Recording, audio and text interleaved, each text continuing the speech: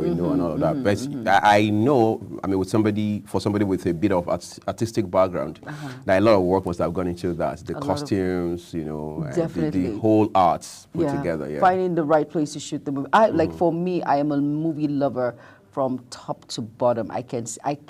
We can go on a date night and watch movies or something. And I'm very critic when it comes to movie. I'm very critic when it comes to the kind of actors that are there, pronunciations, as in movie roles and all of that. A lot of work have gone into that movie. I'm trying to pronounce the me name. too. I'm having a piece of work dealing with that. Yeah. But it's a brilliant piece of art. It's a brilliant piece of art, and that is a must-watch movie. I've heard so much about it. I'm yet to go watch it, though. But at the same time, it is a brilliant piece there. Okay, so a lot of things to be talked about on the program today. We understand as of yesterday that law enforcement had taken into custody someone who is allegedly responsible for making Russian flags, all right, for protesters. Because just a while ago, Juma and I were talking about calls for military intervention in the nation's affairs. But then you also have a bunch of people, some entity, saying, look, we want Russia to step into Nigerian affairs. And again, I was talking with my neighbor this morning. He was saying, what do they want? Is it the Niger Republic kind of scenario? It's just unfortunate how this whole, like, you know what Abayomi said yesterday, there's some people who are not for the protest, but against the protest. They have other sinister motives. They have other sinister motives. And this is one of them. What has brought the Russian flags that you're actually making? I don't understand. How does it correlate with the Nigerian affair and all of that? What are you trying to spice up or insinuate? It's just unfortunate that some people are just against the development and the progress of Nigeria in which we find ourselves. I want to turn it into something else. They do not understand the gravity in which this can lead to. It's unfortunate, really. That's all I can say. I totally can understand. But you see, there is the issue with all of these calls we're making. And you see, and that's why government too, I mean, we have to find some equilibrium, as they say in sciences, when we have these conversations. Government must be seen to be sincere and proactive all at the same time, all right? Because we've had rhetorics around, is this person that's responsible, is this politician that's responsible, is those who lost election in 2023. There may be some truth, there may be some fact in that. But somebody asked a question on Big Talk yesterday with our colleague, Adikon Michael Holston. And the gentleman said, has the ruling party also looked inwards, looked inside itself, so to speak, to say, look, is it not possible that we also have some fifth columnists within our ranks, within our fold, people who are disgruntled, maybe because the expectations coming from 2023 general election, you know, have not been fulfilled or have not manifested. They were promised appointment, for example, it hasn't come through, or they were not just appointed for whatever reason. You know, whatever it is they've expected has not manifested. So you always have people like that in political parties, whether it's PDP, APC, Labour, APGA, whatever it is, you always have people like that. There must be a Judas. Exactly. Is the APC also looking at that? Even in the military, we have that. In the police, we have that. In families, we have that. Of course. So has the APC also taken our time to say, do we have, by chance, for whatever reason, people who may be working against our interests? In any case, why do politicians talk about anti-party activities? Because you have people who are disgruntled. Somebody who probably wanted to be governor, wanted to be the governorship candidate of a party. He doesn't get the ticket. He works against the party going into the election. We've seen that happen across states in this country, all right, even in the last round of elections. So we're saying that to say that the government, law enforcement, the intel community must take responsibility, must be at least 2 steps ahead of those who are behind this protest. So it's not enough for you to tell us there are people who are behind it, just like we do with illegal mining, for example. We say there are powerful people behind it. Yes. Are they faceless people? If we could go as far as Kenya to bring Nnamdi Kanu back to Nigeria, it means that Nigeria has reach. Nigeria has latitude. Are we taking advantage of that to say, you can't be inviting Russia into our own internal affairs? I mean, for people doing that, it's a no-brainer. It's called treasonable felony for a reason. Yes, I mean, you can speak with lawyers about Yes, that. So when you find people like that, the law is very clear on how to deal with them. But Juma, the problem we have most times is politicians will always be politicians. So they will make it a political problem. Meanwhile, Nigeria is suffering. Meanwhile, Nigeria is paying the price for it every day. Meanwhile, the average Nigerian is still having to buy fuel for exorbitant amounts per liter. Very true. So you politicizing the narrative doesn't help the everyday citizen. Therefore, government must say, we not only know that there are powerful Nigerians or powerful even non-Nigerians who are behind these moves. We know them, and these are the steps, practical actions that we're taking or measures we're putting in place to ensure that we don't have foreign, actors, whether they are state actors or non-state actors, coming to interfere or intervene in our internal affairs. Very true. Well said. I completely agree with you. You know, when I saw that clip of the Nigerian making Russian flags, I was wondering. First of all, I said, "Are you kidding me? What are you trying to on Nigerian soil?" On Nigerian soil, you're not even afraid. I said, "What are you trying? What uprising are you trying to bring up? What are you trying to do?" As in, and you know, Nigerians, like I said, we're very emotional individuals, and some cohorts or some individuals might just find a little bit of sense in it, and the next thing you know, and it just triggers some, behind it. Exactly, and immediately before you know it, we get the international individuals coming in to support something that they actually have no idea, no clue about. But I'm glad the needful has been done, and I'm sure more arrests should be made if there's any brain behind this particular issue. I just don't want to go in depth about it, but let's just see how well this plays out. I'm sure there's more to it, but we need to nip it in the bud with immediate effect, really. I totally agree. Just to also quickly mention that yesterday, news came through that by Sunday, Mali had cut ties with Ukraine because of certain issues around the Wagner attacks. All right, and that controversy has now led to Mali saying, look, we are done and dusted with Ukraine, and obviously we know what that means. They are siding with Russia. I hope that's not the same scenario that some of these fingers, so to speak, that we are seeing are trying to create in Nigeria. We're taking a quick break, everyone, just to let you know we have the AM news up ahead for you. Do stay with us.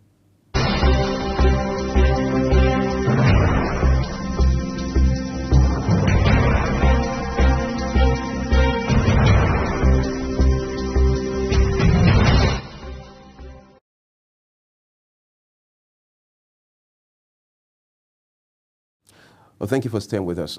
Just to quickly mention to Jumai that while we're putting government on the spot, I mean, rightly so, we must also realize that citizens have a responsibility. They have a role to play.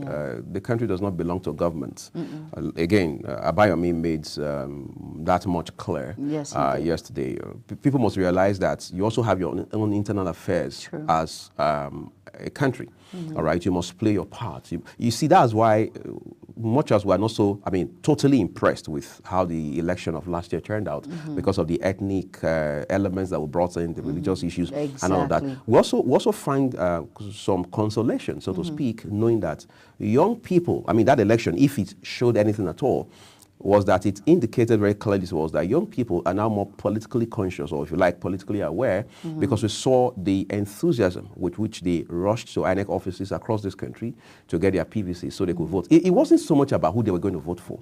It was about the fact that they had come to realize way more than before that, look, the country is ours, and I have a civic obligation. And I make a difference. Yes, to make a choice, because somebody said if you vote in the, if you do not vote, you have lost your right to complain. Because if you do not vote, if you willfully decide to not vote, what you're saying is, I'm not interested.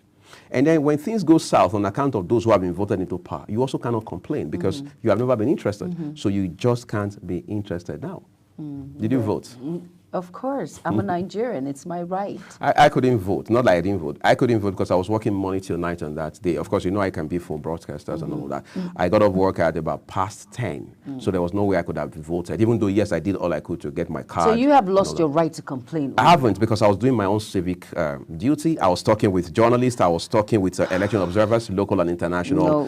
No, it's the fact. It's my. You didn't cast your vote. That was nothing I could have done. That was my beat. My workplace is in a different local government area from where I was supposed to vote.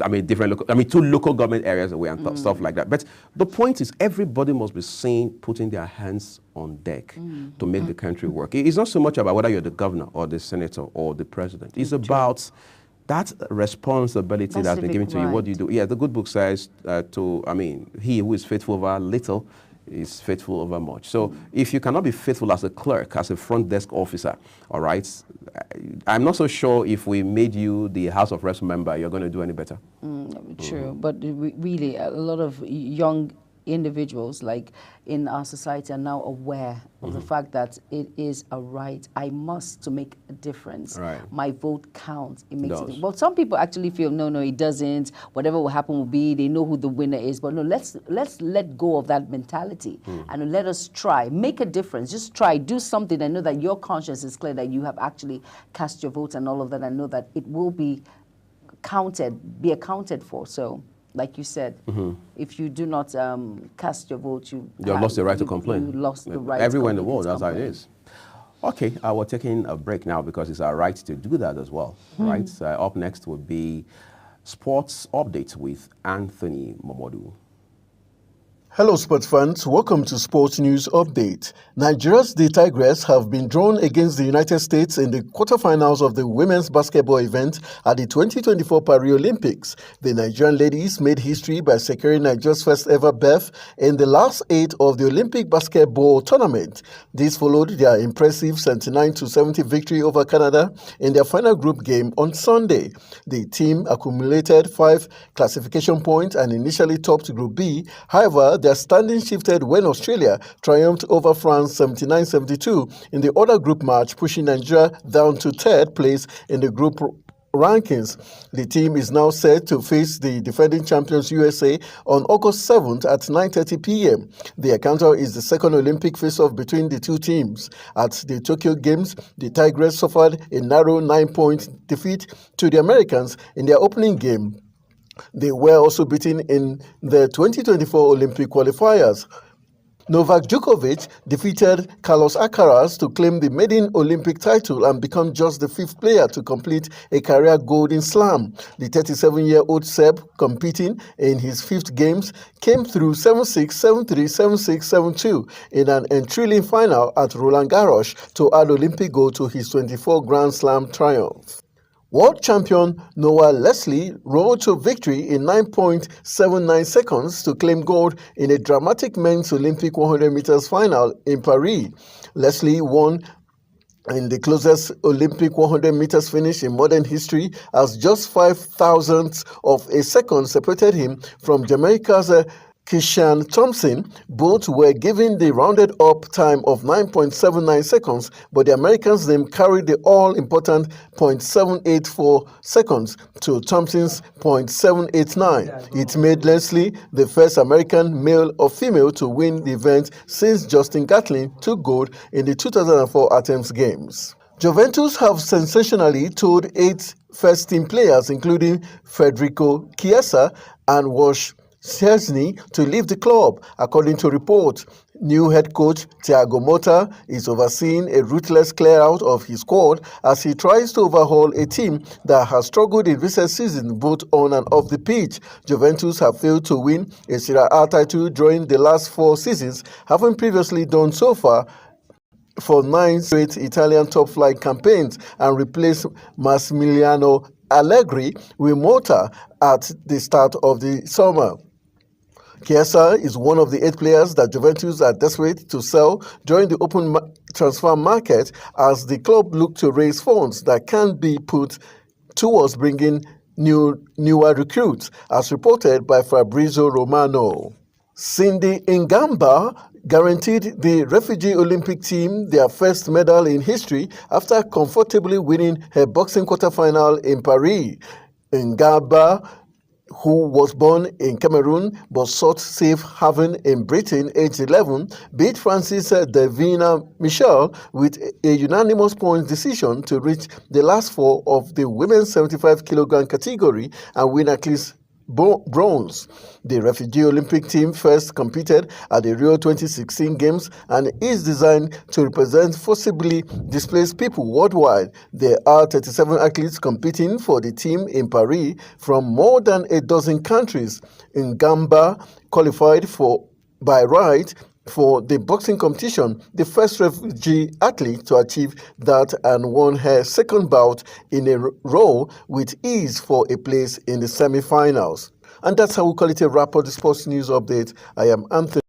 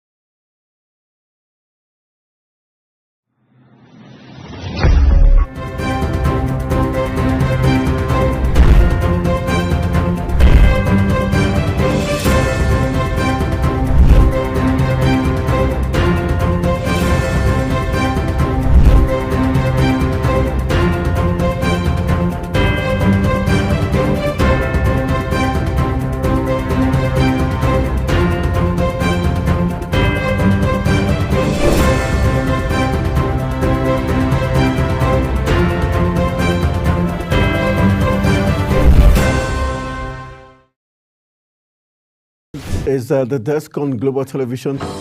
Nigeria. Come join Anthony Momodu on television's most compelling and facts-finding talk live show. We are the Palestinians. Can we not we say are the that again? Canaan because That this country gets it right.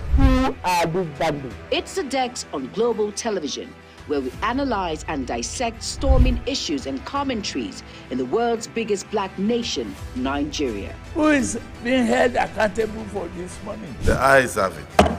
We stay and decide policies and reforms on the Dex. Tune in Mondays to Fridays, 5 p.m. to 6 p.m. on Global Television. Let's stay on the Dex.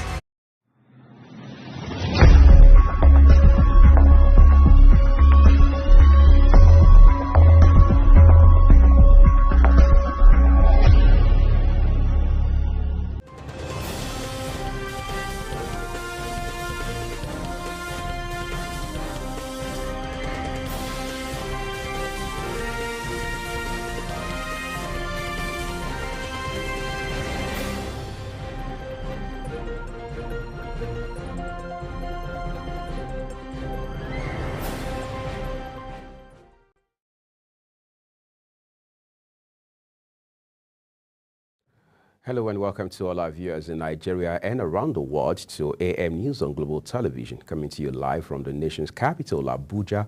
I am Uyi Agmofwebe. We would like to remind you that Global Television is on DSTV, channel 365. The Federal Executive Council meeting scheduled earlier for yesterday afternoon had been rescheduled. Ministers who had arrived for the meeting were seen departing the council chambers of the presidential villa, which was the venue for the meeting. However, only few ministers had actually arrived for the meeting as at the time it was rescheduled. The federal government has advised Nigerian citizens planning to travel to the United Kingdom to be cautious of potential violence following the recent killing of 3 young girls at a concert. The statement released and signed by the spokesperson for the Ministry of Foreign Affairs, Ambassador Che Abobe, noted that the ongoing protests in the UK have turned violent following the killing of the 3 young girls at the concerts.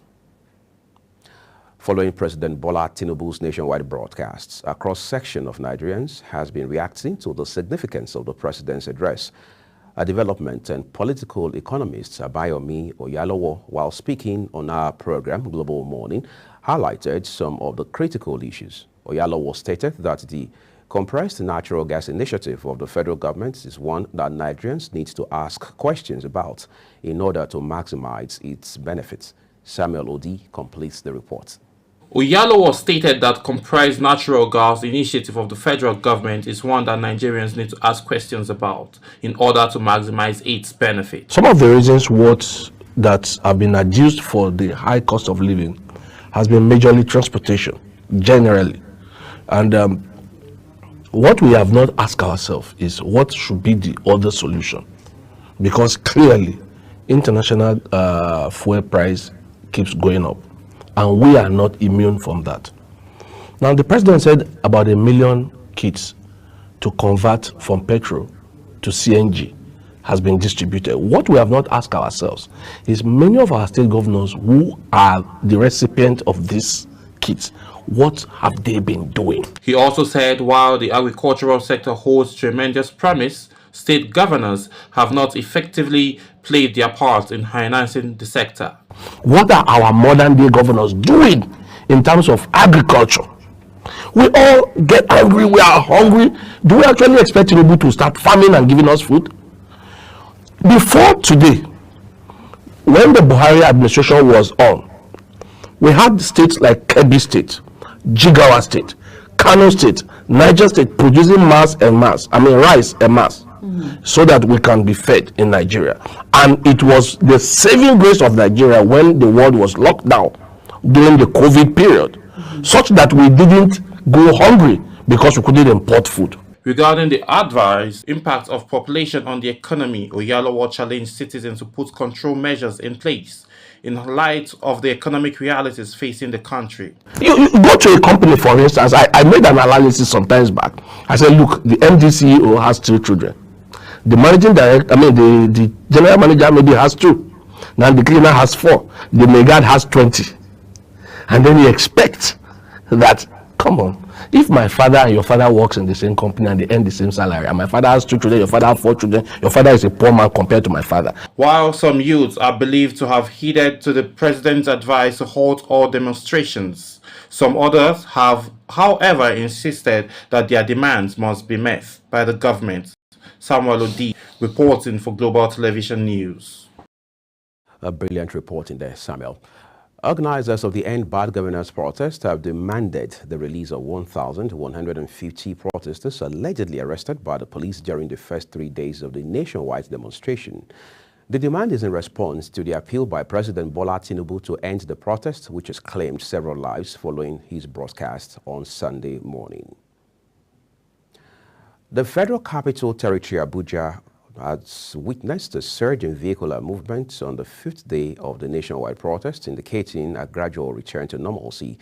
The protests have significantly impacted the daily lives of Abuja residents, with many struggling to cope with the disruptions. The protesters, who have taken to the streets in cities across the country, are demanding an end to hunger, food inflation, and bad governance. They are also calling for the return of fuel subsidies, among other demands. The government has yet to effectively address the protesters' demands. Meanwhile, organizers of the protest in Lagos say they will converge at the Gani Fawemi Freedom Park or Jota to continue their demonstration. They said they had listened with keen attention to President Bola Tinubu's broadcasts and condemned the delay in the president's speech, which they noted came 3 days into the protest.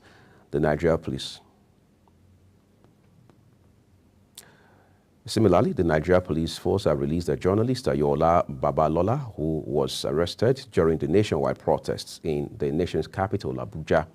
The 25-year-old journalist was arrested on Saturday and detained at Wuye Police Station in the Federal Capital Territory Police Command. The detention, it was reported, lasted for over 24 hours.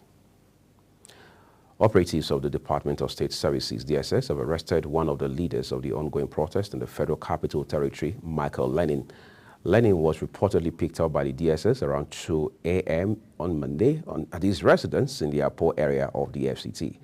Director of Mobilization, Taking Back Movement, Damilare Adeonla, alleged that Lenin's house was raided by the operatives and they assaulted him during the arrests. In a related development, Lagos State Commissioner of Police Adegoke Fayode says the ongoing protest has been banned after President Bola Tinubu addressed aggrieved protesters.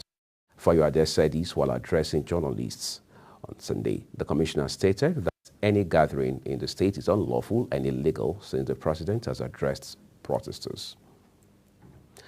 Security operatives have dispersed protesters in Karu area of the Federal Capital Territory. The protesters were assembling when the security agents went after them and arrested 3. Speaking with journalists, one of the protesters, Yahaya Abdullahi, said the security agents fired tear gas at the demonstrators.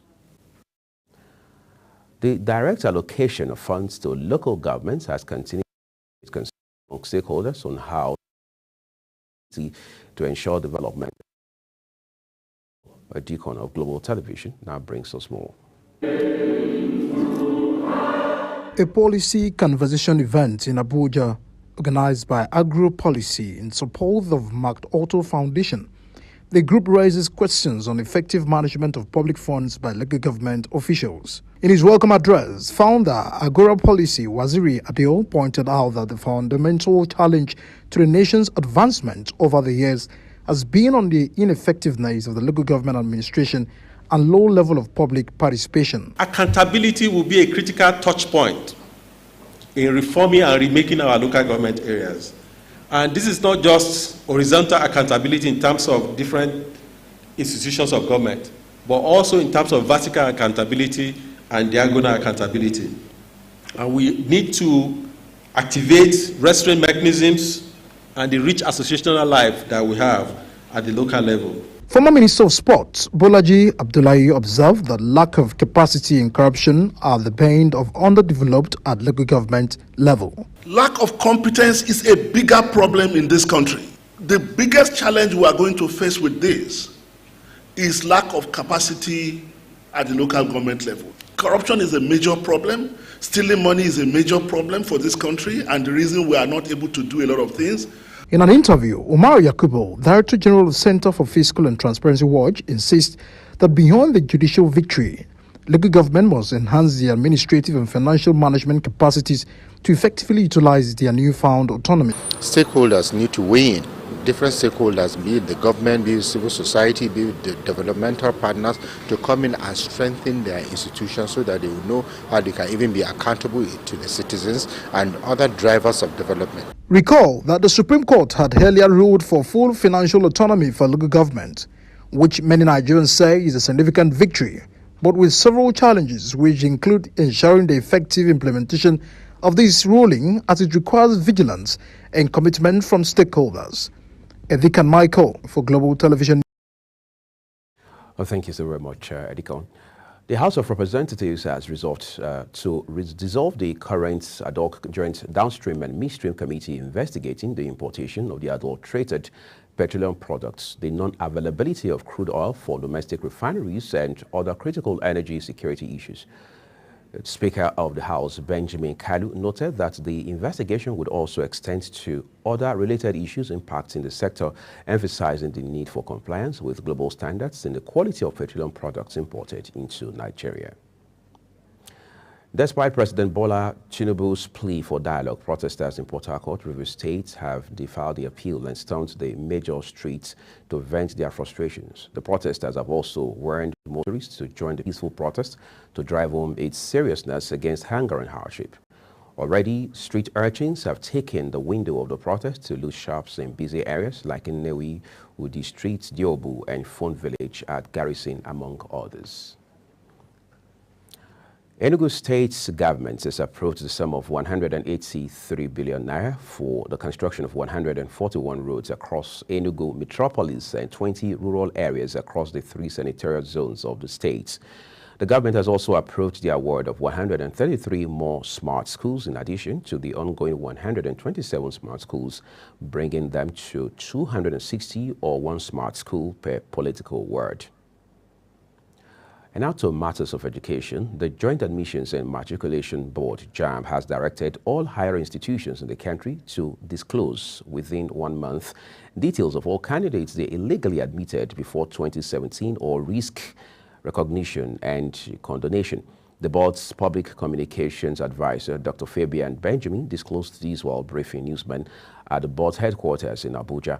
Benjamin said that the board had resolved that it would no longer entertain absorption of illegal admissions by institutions through the window of what he called condonment of illegal admissions without a registration number. You're watching AM News, coming to you live from Nigeria's capital, Abuja. We're on DSTV, channel 365, and Star Times, channel 276. Kindly follow us across all social media platforms using at Global TVNG and other handles as you now see on your screen. When the AM News returns, Mali calls diplomatic ties with Ukraine over Wagner-Turk controversy. We have those and other details for you after this break. We urge you not to go away.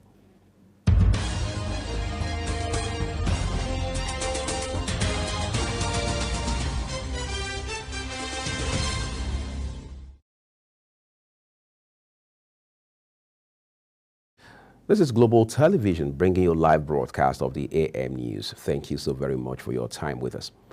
And now time to turn to business. A Federal High Court in Lagos State has nullified the sale of Nigeria Air to Ethiopian Airlines. The courts declared null and void the sale of Nigeria Air to Ethiopian Airlines after determining the issues in the suit. Justice Ambrose Louis Logao ordered that the federal government's plans to establish the national carrier Nigerian Air should be halted. The judgment was delivered in favor of the registered trustees of the Airline Operators of Nigeria and 5 other aviation industry stakeholders. President Bola Tinubu says the federal government has released 570 billion naira to 36 states of the federation to expand livelihood support to citizens. Addressing the nation in the national broadcast as a response to the hunger protest embarked upon by citizens, the president said while 600,000 nano businesses have benefited from the federal government's nano grants, an additional 400,000 nano businesses are expected to be beneficiaries. And now to oil and gas sector. Oil marketers have explained that the reappearance of queues at filling stations in many states is on account of the halt in the supply of petroleum products by dealers in the bid to avert losing their assets due to the ongoing nationwide hunger protests. Many states in the country, including the Federal Capital Territory, Abuja, had witnessed the varying degrees of queues about 2 weeks ago, which the Nigerian National Petroleum Company Limited, NNPCL, blamed on what it termed a hitch in the discharge operations of a couple of vessels. On the foreign scene, Bulgaria is heading for its 7th parliamentary election in 3 years after the last 3 political parties tapped by President Rumen Radev to form a coalition government failed due to lack of support.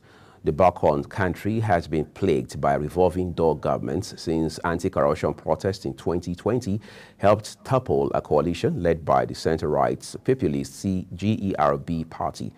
The small populist ITM party, which was tasked with forming a new government by Radev a week ago, turned its mandate. In talks with other parties, it was unable to persuade 120 of the 240 lawmakers required to support the formation of a government.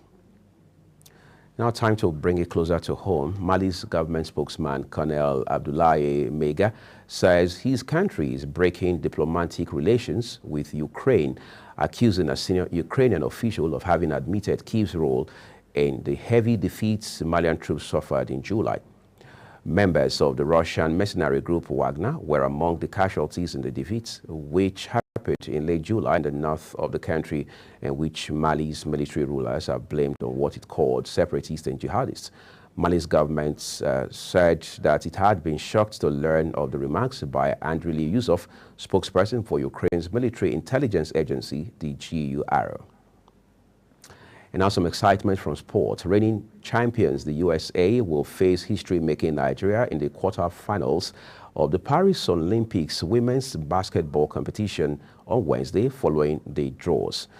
The Nigerians are the first African nation ever to reach the last 8 of an Olympic basketball tournament, men and women included.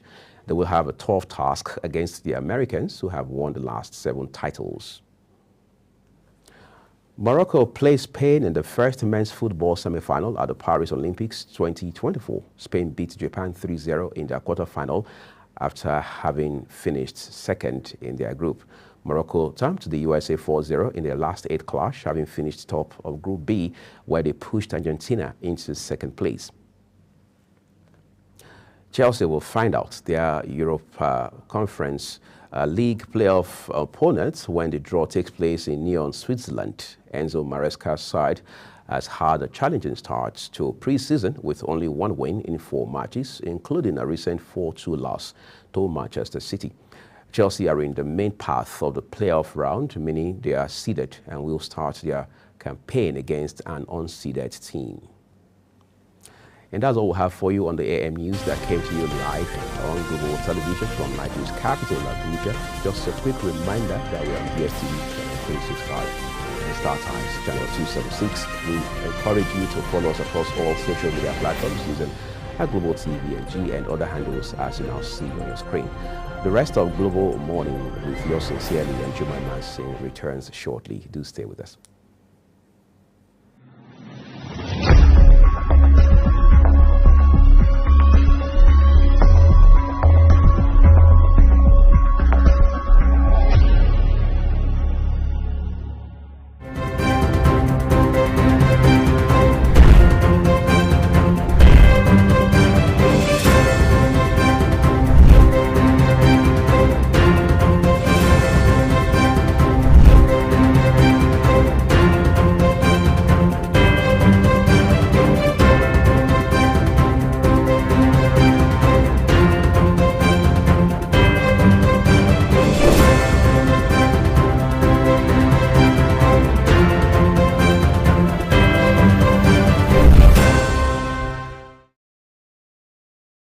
Is the desk on Global Television.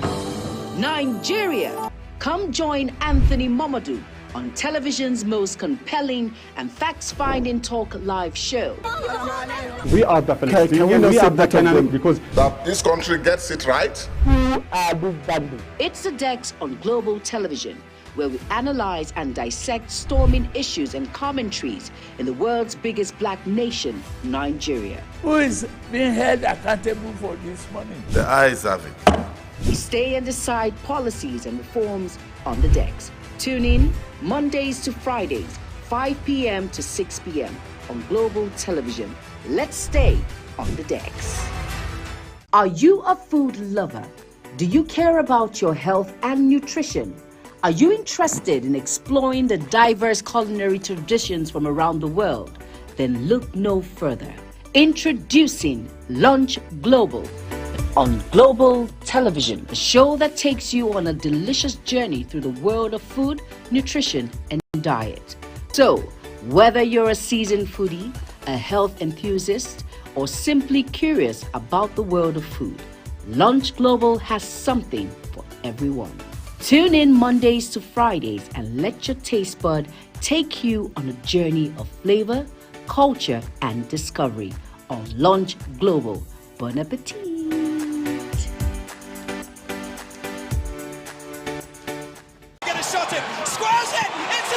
It's time for sports' biggest moments on Global Television. The headlines, scores, breaking news, and commentaries on sporty events. Talking with the biggest players, strikers, and about the slam dunks and goals, stunning saves, near misses, and upsets. Let's talk about the greatest home runs, comebacks, knockdowns, and victories. Talk sports with the king of sports, Anthony Momodu. Weekdays, 10 a.m. Don't miss out. Beautiful work from the wingers.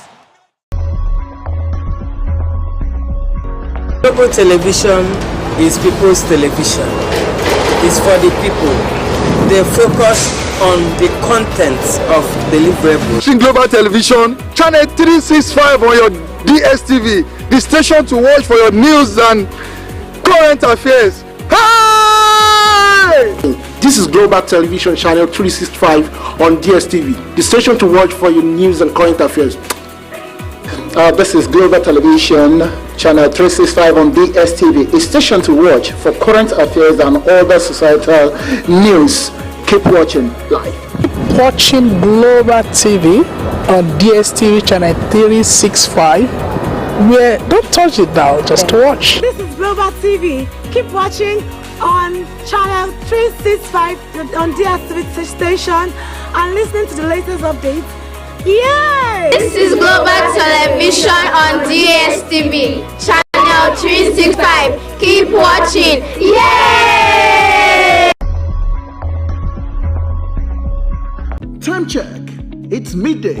Then it's Midday Discourse. Midday Discourse is a program that covers trending local and international news, current issues, and human-related topics. Join Samuel Odi weekdays 1 p.m. on Global Television. The discussion starts here.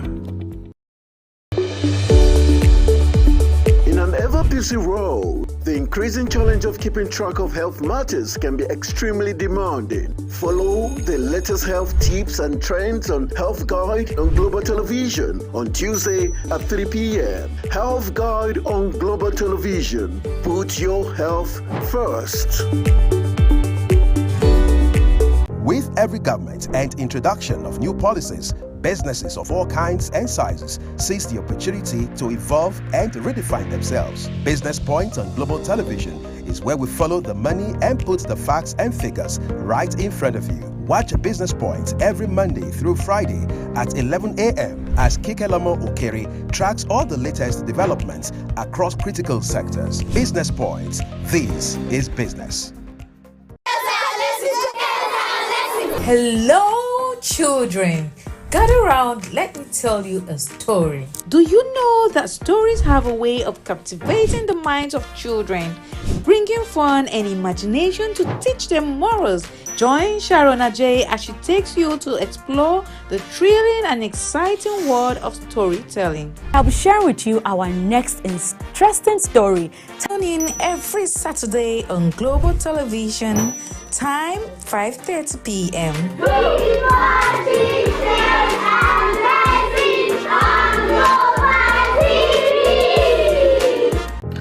Get ready for it. Inside Today.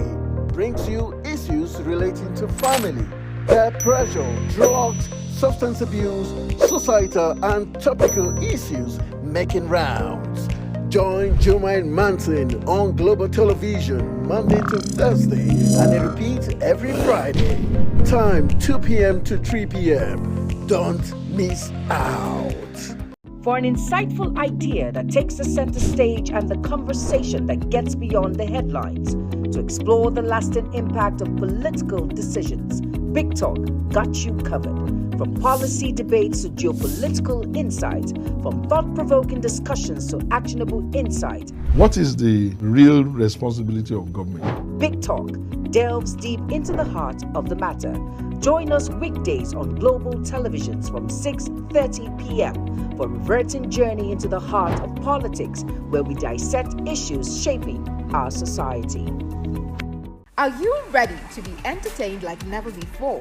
Get ready to dive into the latest and greatest entertainment news in lifestyle, music, movies, birthday celebration, and so much more, all on Entertainment Circle on Global Television. From the hottest red carpet event to exclusive interviews with your favorite stars, we've got you covered. Stay up to date with the latest trends and news from the entertainment world, all in one place. Tune in every Saturday by 1 p.m. with Chung Annabelle Joseph on Global Television.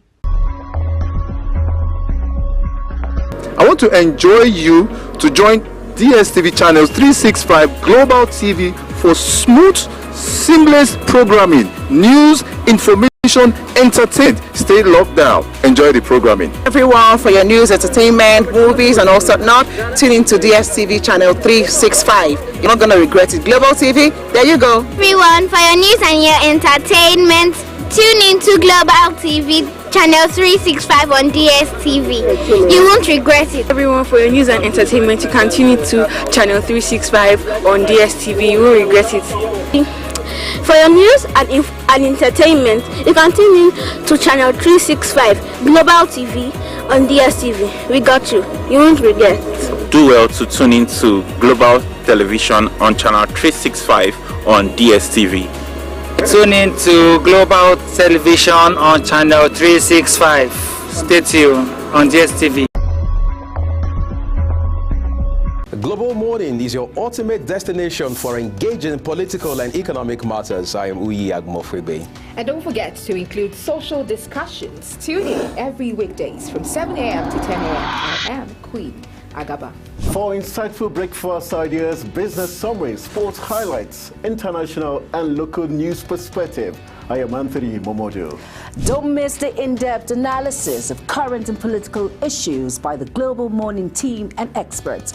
I am Jumaine Manson. Catch Global Morning here on Global Television. Getting on the action. I am Edikan Michael. We are the Global Morning team.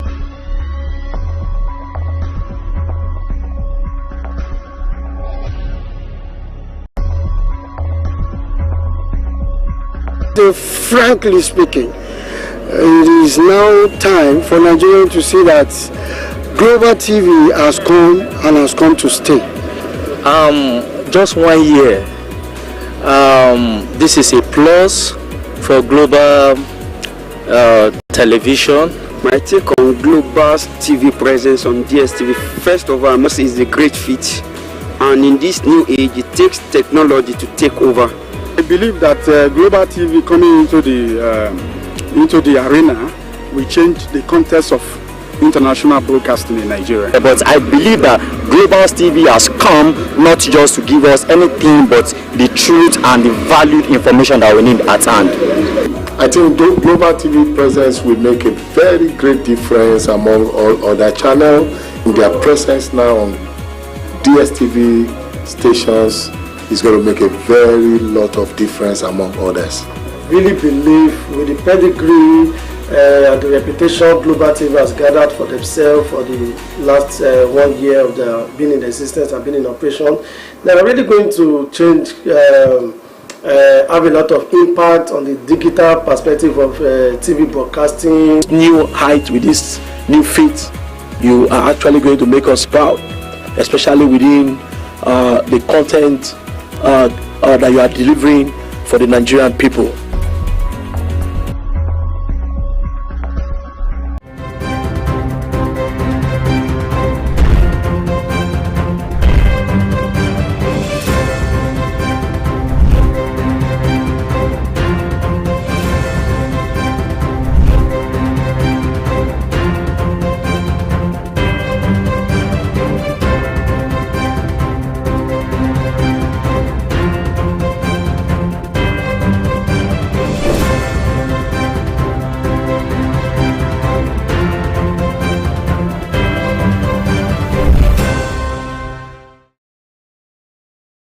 Is the desk on Global Television. Nigeria. Come join Anthony Momadou on television's most compelling and facts-finding talk live show. We are the Palestinians. We are the Canaan because that this country gets it right. It's the Dex on Global Television, where we analyze and dissect storming issues and commentaries in the world's biggest black nation, Nigeria. Who is being held accountable for this money? The eyes have it. We stay and decide policies and reforms on the Dex. Tune in Mondays to Fridays, 5 p.m. to 6 p.m. on Global Television. Let's stay on the Dex.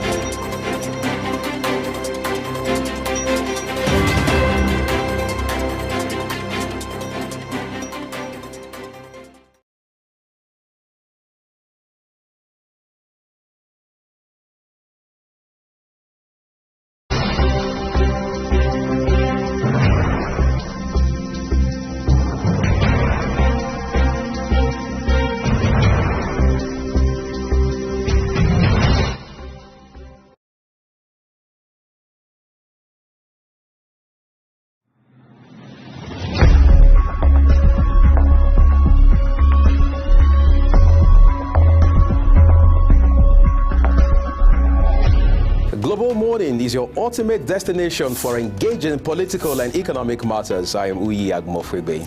And don't forget to include social discussions. Tune in every weekdays from 7 a.m. to 10 a.m. I am Queen Agaba. For insightful breakfast ideas, business summaries, sports highlights, international and local news perspective, I am Anthony Momodu. Don't miss the in-depth analysis of current and political issues by the Global Morning team and experts. I am Jumai Manson. Catch Global Morning here on Global Television. Getting on the action. I am Edikan Michael. We are the Global Morning team.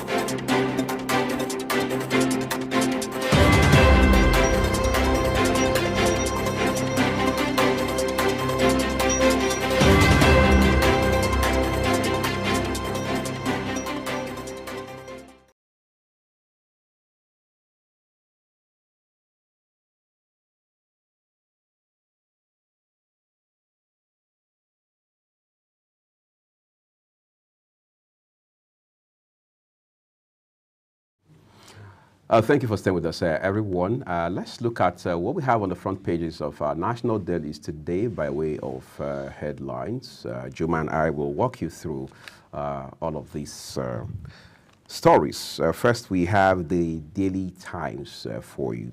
Okay, then we'll have to look at the big story first on the front page of it. It says, end governance. Military will defend democracy, not engage in coup. CDS warns protesters. Two riders accompany that headline. Says flying Russian flag during protest is treason, and the Constitution is clear on that. Police arrests 39 suspects for displaying Russian, Chinese flags in Kaduna. We understand the suspect has been arrested as one making the flags on our soil. How intelligence security agencies uncovered plan to hijack protests. That's according to the DSS. Above the name mast of today's issue of the Daily Times. FG cautions Nigerians traveling to UK against risk of violence. Juma doesn't have any plans to go just soon. You think? All right. Well, last I checked. All right, let's take it down a little on the front page of the Daily Times for you. Now Fund disburses July upkeep stipends to 20,371 students. If you follow the news, you realize that there's been this consistency in NEL Fund on the front pages of newspapers. Reps dissolve all gas probe panel. What's the reason for that? You can check out details on page 6. LASG to crack down on unsupervised building projects. Hopefully that will help us check the menace of building collapse across our country. And then on the foot of the page, that's the front page of the Daily Times now, Warren Benway Ebonyi neighbors unite to share empowerment kits. That was a beautiful handshake there, isn't it? Mm-hmm. All right, pick up a copy of the Daily Times today and read up all the juicy details for yourself. Juma will take us through the first newspaper now. All right, moving on to the first newspaper. Close to the right-hand side of the caption, first news, it says, IBB denounces party accounts endorsing military rule. And then we have protest, I will always stand with the people. That's Simi. And then group suspends protest in Jos for 2 days to facilitate dialogue. 2024 Olympics, the Tigress defeat Canada, reach quarter final. And gunmen kill 7 community leaders in Imo. Now, the big story there says Tinubu slammed for tone-deaf broadcast on nationwide protests. And we have 4 riders there. And it says, speech ignored, brutal crackdown on protesters, Soyinka. Address terrible, underwhelming, Ezekwesili. President ignored protesters, demand, says Falana.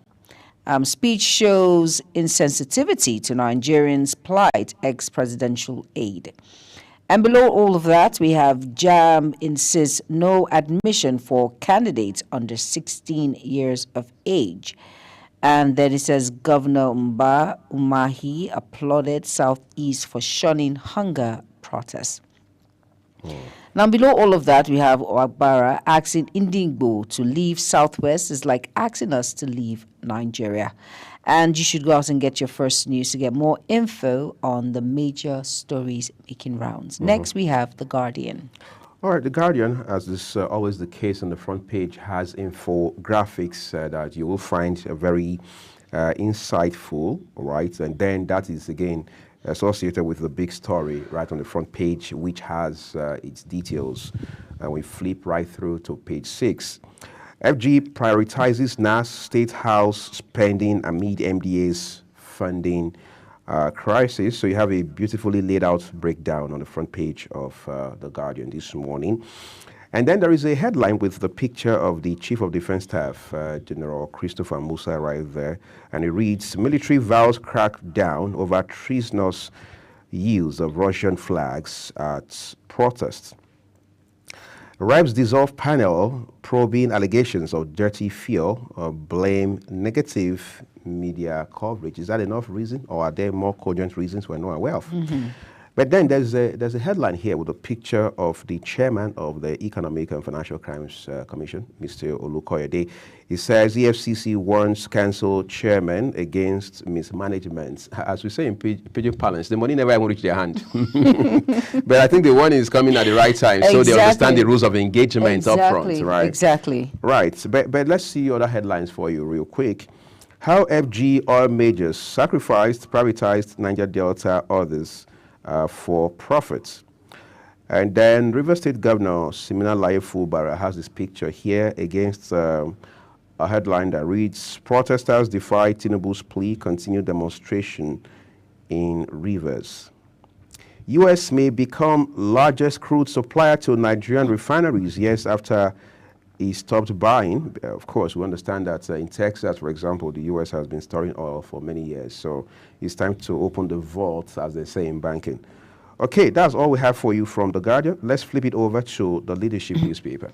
All right, over now to the Leadership newspaper. We have above that template, we have INEC registers 1,777, 940 new voters in Edo and Ondo State. Now, Air Nigeria, and that's a picture of Festus Keyamo there, it says, court voids agreement with Ethiopian airline. And we can see that on page 3 of the Leadership paper. And now here it says, farmers canvass new presidential initiative on food security. EFCC places local government administrators under watch. And you can get to read that story on page 4. It says criminals have hijacked hunger protests, military warns. And still on page 4, we have on page 12, oil and gas probe, reps Ugochinere Okoje panel.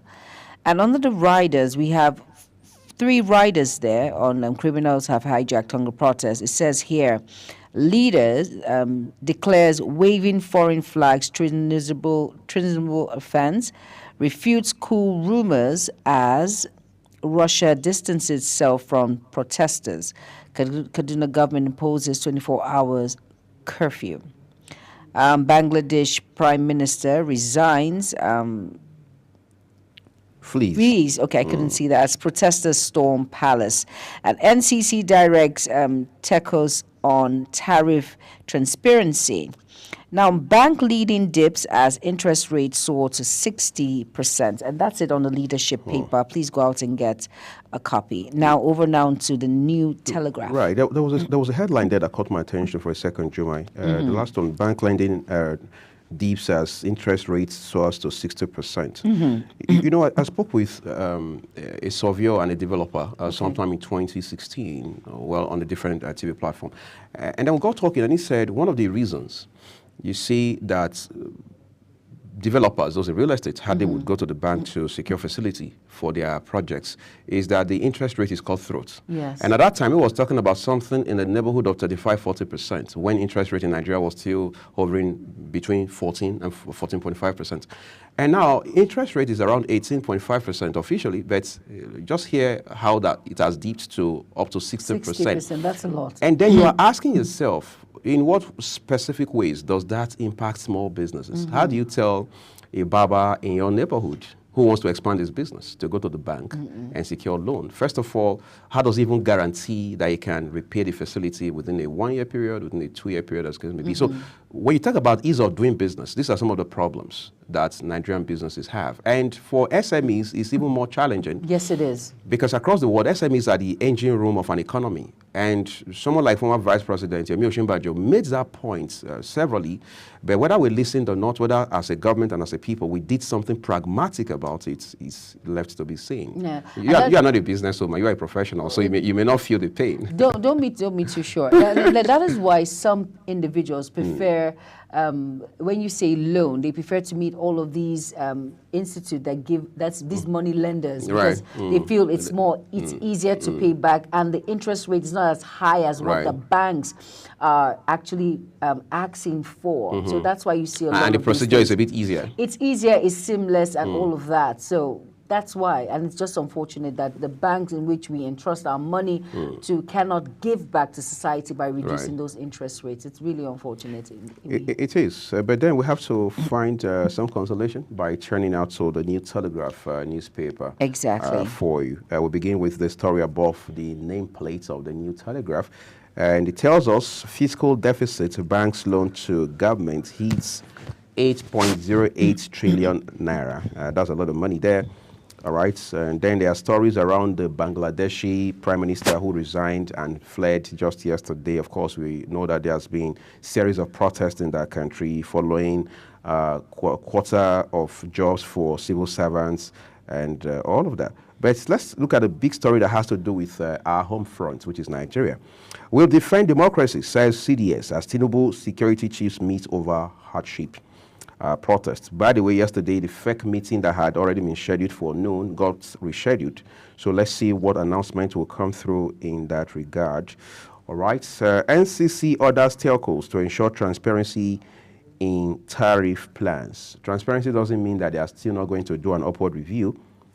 FG issues travel alert to Nigerians over UK violence. US judge rules Google's monopoly of online searches illegal. Does Google still monopolize online searches? I thought we had stiff competition in that regard. But then, I'm sure the judge knows better.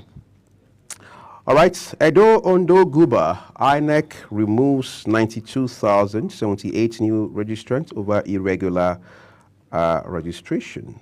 What's more, your reforms haven't brought renewed hope, Catholic bishops tell Tinubu. That sounds like basis for reflection.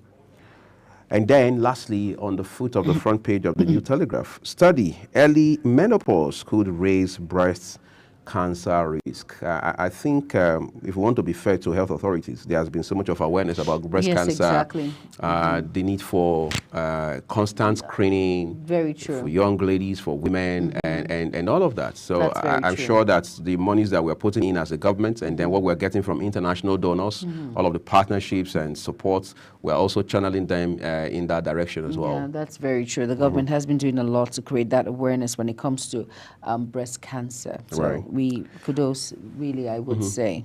Right, the News Direct is our next paper. Yes, the News Direct, and it says here, the caption there says, hashtag end bad governance, flying Russia flag in Nigeria is treasonable. And that's in the words of the defense chief to protesters, and you can see that on page 2. And we have 4 riders there. It says, DSS arrests sponsors of Russian flag for protesters. Police arrested 873 rioters, not protesters. And that's the Force PRO. As Russia denies involvement in hashtag End Bad Governance protests. Now, Arewa Group urges Tinubu to relocate Kano's Digital Innovation Park to Kebbi. And below that, we have a picture of Dangote, and it says half-year result: Dangote Cement grows revenue by 139.9% to 807 billion naira. Again, nationwide blackout as National Grid collapsed its 7th time in 2024. And we'll ask ourselves, what is going on? This is the 7th time. That's really. It's really, it's not funny. And with this ban A, ban B, really, seriously?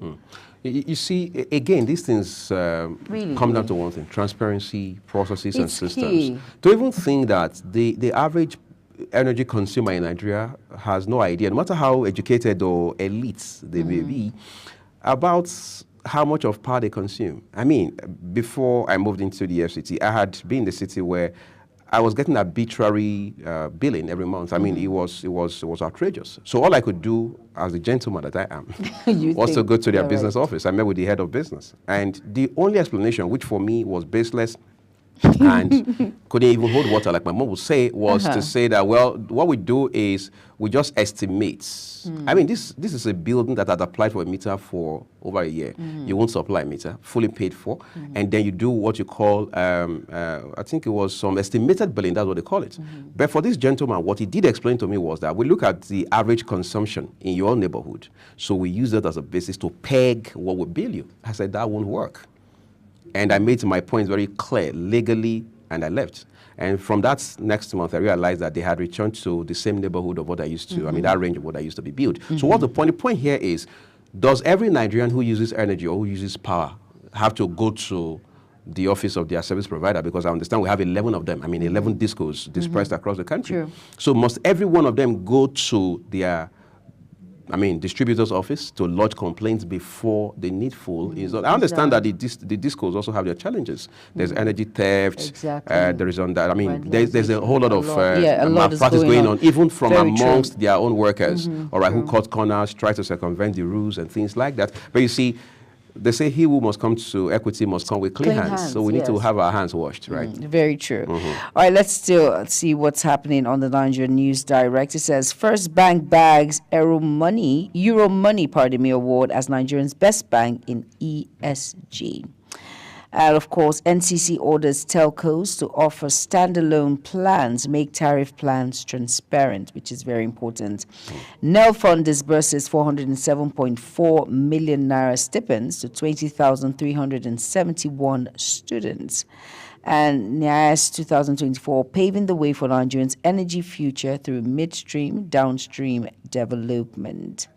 And that's all on the Nigerian News Direct. Please go out and get a copy. Over now to the Daily News Hub. Right, so let's get you to the hub. I just sent the nameplate. The headline there says, police tear gas protesters waving Russian flag in Katsina as Zamfara protesters flood streets, brandish Russian flag. A Russian flag, Tinubu orders crackdown on protesters as embassy denies country's involvement. Two riders with that big headline there is treasonable offense. Military police authorities declare. Say development worrisome. Of course, it is worrisome.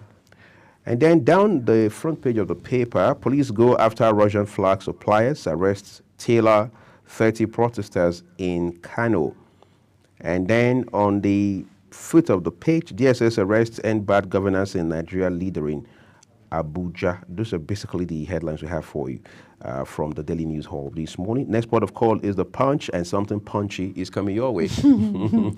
Exactly. That's giving you some very punchy headlines there. Behold, that be above the template. It says, why fuel importers will frustrate Dangote, and that's from Obasanjo. He's the one coming out to say that.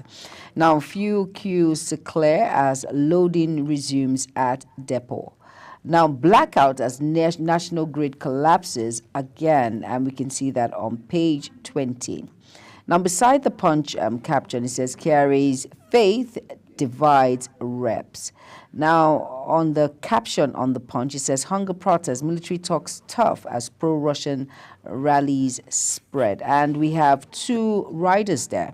It says, DHQ hunts protest sponsors, governors summon emergency security meetings. And then the second rider says, Russian disowns protesters, police arrest over 30 more northern states, declare curfew.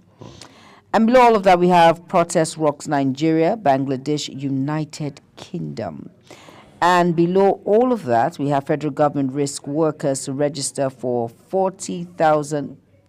Federal government asks workers to register for 40,000 naira rice. So we're wondering, what's taking so long with this 40,000 naira rice that everyone wants to be a part of? Now to line up, hope it's going to go round, reach everyone, and everyone will be happy at the long run. Or we hope some individuals will not hold it and sell to their family members, those in authority. You know what I mean, and you know what I'm talking about. You see, when the Minister of Information, Mr. Mohammed Idris, made an announcement, the first question that just instinctively popped in my head was, first of all, hold on, is the rice locally sourced? In other words, are we producing it locally? Second is, are we going to be importing the rice?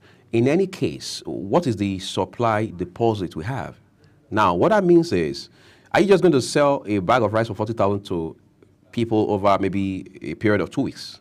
And then when one bag gets exhausted, the person wants to come get another one. You say, no, it was a one-off thing that we did. It's not as if it's going to continue. Is it sustainable? Or is it just, again, another idea of palliatives exactly. to placate citizens and say, hold on, you guys should take a deep breath and, while we work at it and get you something more sustainable, something more long-lasting. So the question is it sustainable? Is there sincerity of purpose?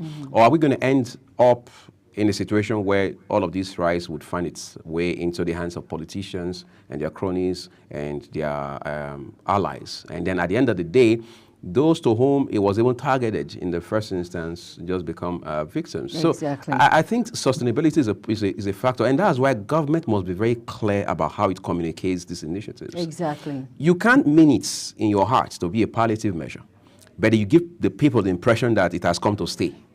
Because by the time they realize that it's a one-off action you're pulling off on them, they're going to rate you on that basis, and there's nothing anybody can do about it. Exactly. And, looking at this critically, the chain of distribution matters a lot in this aspect. Right. Let us see how well it's going to be distributed for everyone to actually benefit from this. Like you said, is it a one-off thing? Is it going to be sustainable? Or is it like, in quotes, the palliatives, because we heard of the ongoing protests, to just douse the situation? Or what is actually going on? Really, we need answers.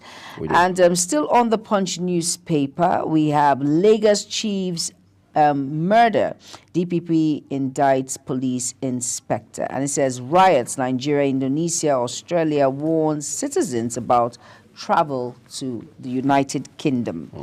And we can see that on page 27. So please go out and get your Punch newspaper for more information on these particular issues making rounds. Next is the Daily Sun. Let's bring the sun your way. This morning, again, we begin from the headline, I just sent the nameplate.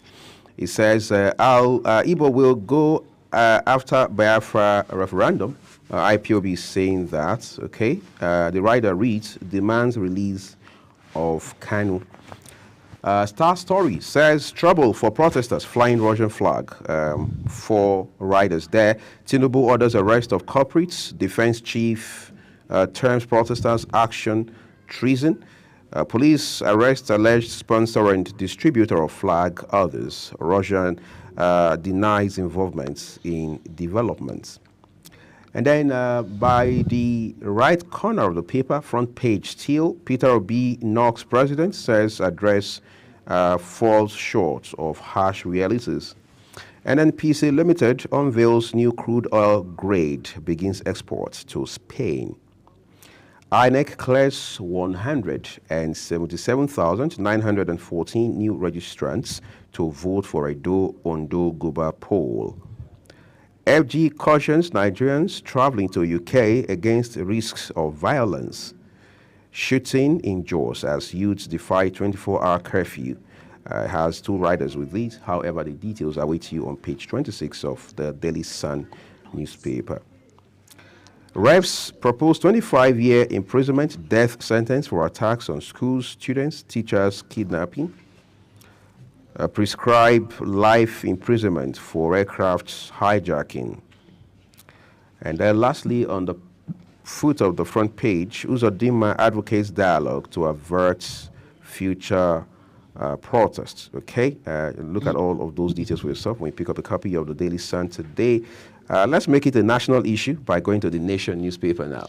Exactly. The Nation newspaper, above that template, it says NCC asks telcos to simplify tariff plans, bundles, and others. Now, 20,371 students get NEL funds, 20,000 naira each as monthly stipend. Now, forms to power hospital with compressed natural gas, don't spray naira. Freed Bobrisky advises Nigerians, of course. And then below that, we have 14 banks keen to consumer credit scheme. And the writer just says Sanwo-Olu government has completed 19 abandoned housing schemes, says communizers. You can see that on page 12. Businesses open in peaceful Lagos, bank looting in Kaduna. Very sad there. You see, that's what protest entails. A lot of people are anti-protesting, and then some are, they're not fighting for the right cause. Now, business protesters battle in Abuja, curfew in Plateau, Bauchi, Kaduna, and it says Benin peaceful. And over below all of that, we have flying foreign countries flag treasonable, says CDS, and he warns. And below that, we have Benue PDP suspends Otom. Court issues advisory to citizens traveling to UK, and you can see that on page 25. Please go out and get the Nation's newspaper for more information. The next is This Day. Okay, let's turn to This Day newspaper. Real quick, above the nameplate, EFC reports windfall tax amid industry recapitalization will break banks. So it's a bit of a sensitive situation the financial sector is facing right now. Says poor policy discussions or decisions shrinking shareholders' net worth. Declares CBN should be worried over development as bank shares are impacted. Industry under high regulatory costs as six banks paid $1.8 billion in 2023, $7.6 billion in 5 years. Nigerian Stock Exchange joins U.S. orders to depreciate as investors trade with caution. So market, as I say, is a bit bearish right now. Nigerian stock market, okay, we brought you that already. Electricity grid experiences partial disturbance as supply slumps. We are grateful that it's not an entire breakdown of the national grid. It's just a partial disturbance, all right, not a collapse of it. Tinubu security heads meet over state of nation as protests persist in Kaduna, Kano, Plateau. That story has half a dozen writers with it. You can look them up for yourself when you pick up a copy of today's issue of This Day newspaper. Tribune is our next port of call this morning. All right, the Nigerian Tribune, and above that nameplate, we have Nigerians equities market withstands global crash, dips by 0.2%. And it says Rep dissolves joint committee investigating NLPCL and MDPRA. And you can find that on page 26. Now, court declares sale of Nigerian Air to Ethiopian Airlines null void. And you can see that on page 4. Now, below the caption of the Nigerian Tribune, we have military warns of treason as protesters fly Russian flags in Kaduna, Kano, and others. And below all of that, it says Ladoja to receive beaded crown next week after council meeting. I can find that on page 4. NCC directs telcos to simplify tariff plans, data bundle for subscribers. Nelfund disburses July upkeep stipends to 20,371 students. Federal government issues travel advisory to Nigerians flying to the UK. And you can find that on page 14. And it says off-season elections, INEC updates registrar with 119,206 in Edo, 58,706 in Ondo.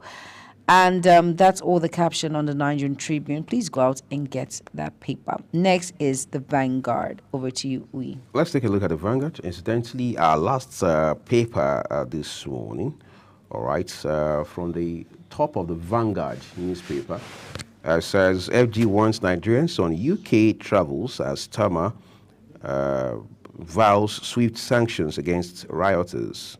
Igbo must go threat. Southeast Senate caucus waits in. That's with details on page 11. Protests hosting foreign flags in Nigeria treasonable, Tinubu says. Kaduna Zaria boil over 700 billion naira lost in 5 days. Asborn Kasima saying that several headlines, riders accompany that headline right now. Again, it's about the protests, particularly in Kaduna and Zaria, where we understand the government has now declared curfew in those two areas. All right. A court void sale of Nigeria Air to Ethiopian Airlines. That has been a long time coming, but finally it has happened. Okay, this is that point where we take a deep breath and allow you take care of yourself with regards to the news. Remember, we talked about fake news the other day and how that you can guide against it. So be sure that you look out for credible, proven sources of news, just so you stay healthy news-wise. Very important. Please go out and pick up any of these these papers for you to get well informed on the major happenings making round. And okay, we have to call it a wrap on the newspaper review. We sure have. Yes, of course, but it's still Global Morning. Sit back, relax. The program continues shortly. Stay tuned.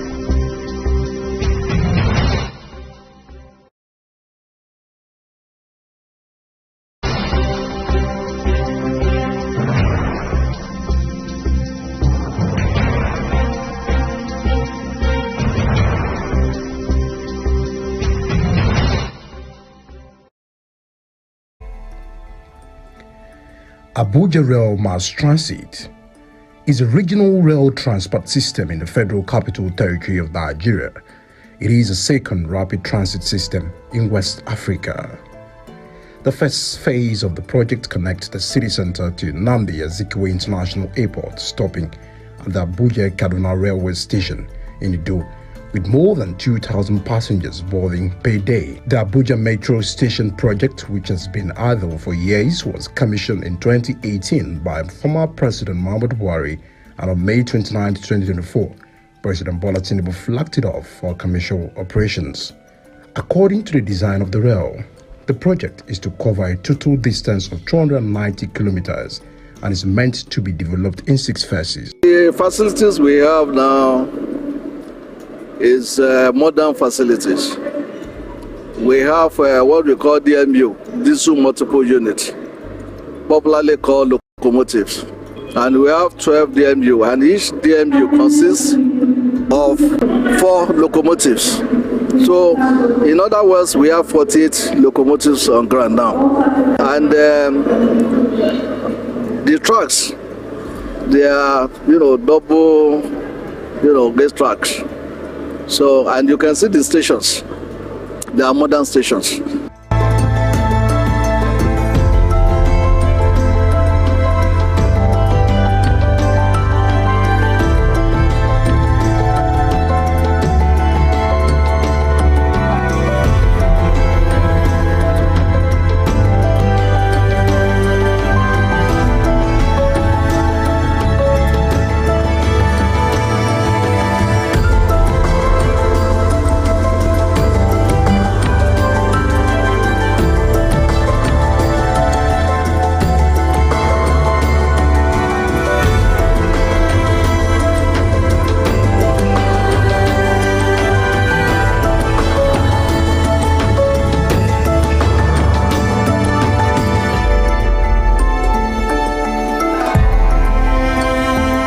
So far, so good. We have recorded over 30,000 passengers since we started 30th of May 2024. The Abuja Rail Transit has a future expansion of Lot 2 from Gwagwa via Transportation Center to Nyanya Karu. Lot 4 is from Kuje to Kashi, with the remaining legs of the transitway in Line 2. Lot 5 from Kubwa via Buari to Suleja. Lot 6 from Airport via Kuje and Gwagwalada to Dobi.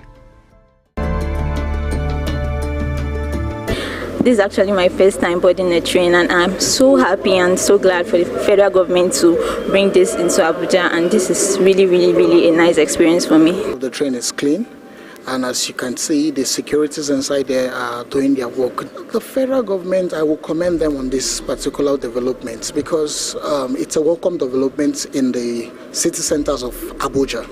So people who are coming from the Basanjua to the city centers, who are working in the central areas, they find it very, very easy because due to the cost of the transportation now, fuel cost is too high.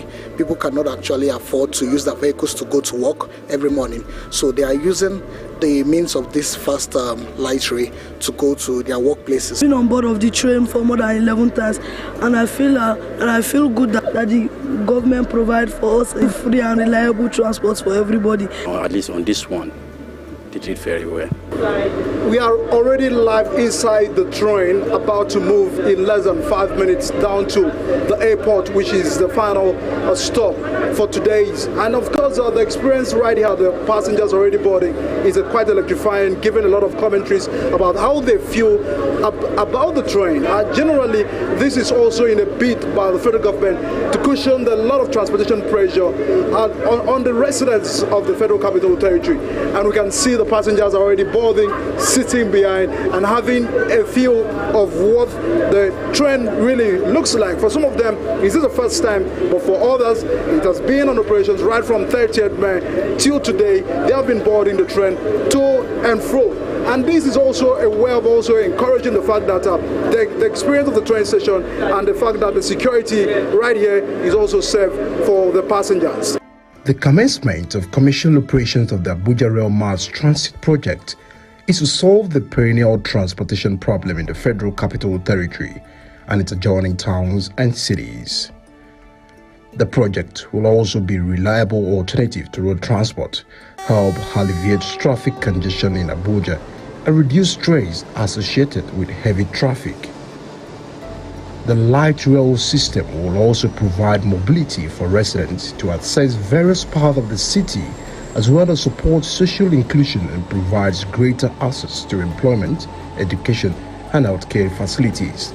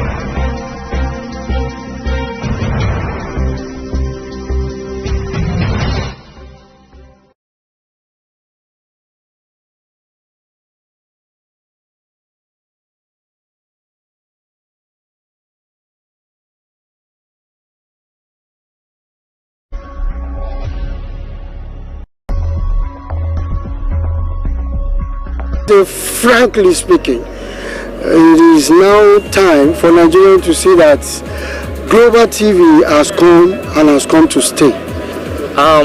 Just 1 year. This is a plus for global television. My take on global TV presence on DSTV, first of all, I must say is a great feat. And in this new age, it takes technology to take over. I believe that global TV coming into the arena will change the context of international broadcasting in Nigeria. But I believe that Global TV has come not just to give us anything but the truth and the valued information that we need at hand. I think Global TV presence will make a very great difference among all other channels. Their presence now on DSTV stations is going to make a very lot of difference among others.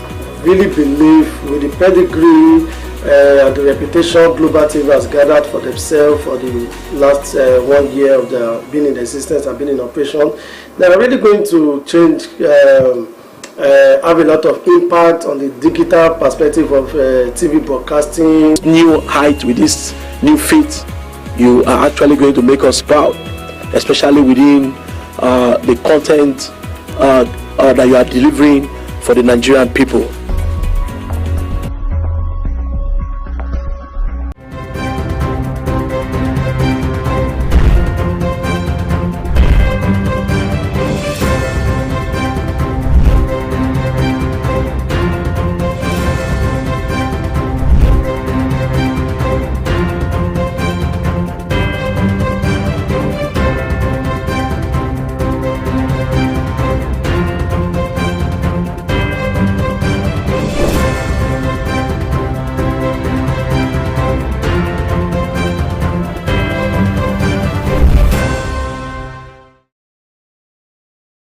Is the desk on Global Television. Nigeria, come join Anthony Momodu on television's most compelling and facts-finding talk live show. We are the Palestinians. We are the Canaan because that this country gets it right. Who are these bandits? It's the Dex on Global Television, where we analyze and dissect storming issues and commentaries in the world's biggest black nation, Nigeria. Who is being held accountable for this money? The eyes have it. We stay and decide policies and reforms on the Dex. Tune in Mondays to Fridays, 5 p.m. to 6 p.m. on Global Television. Let's stay on the Dex. Are you about your health and nutrition? Are you interested in exploring the diverse culinary tour in the world? Then look no further. Introducing Lunch Global on Global Television, a show that takes you on a delicious journey through the world of food, nutrition, and diet. So, whether you're a seasoned foodie, a health enthusiast, or simply curious about the world of food, Lunch Global has something for everyone. Tune in Mondays to Fridays and let your taste bud take you on a journey of flavor, culture, and discovery on Lunch Global. Bon appetit!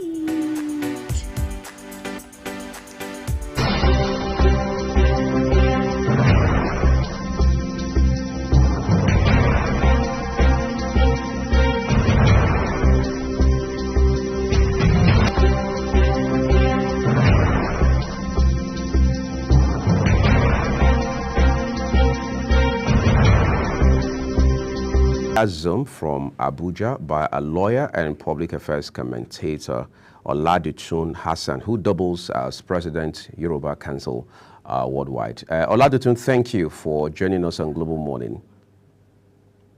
Yes, good morning. It's a pleasure to be on your program. Good morning. All right, great.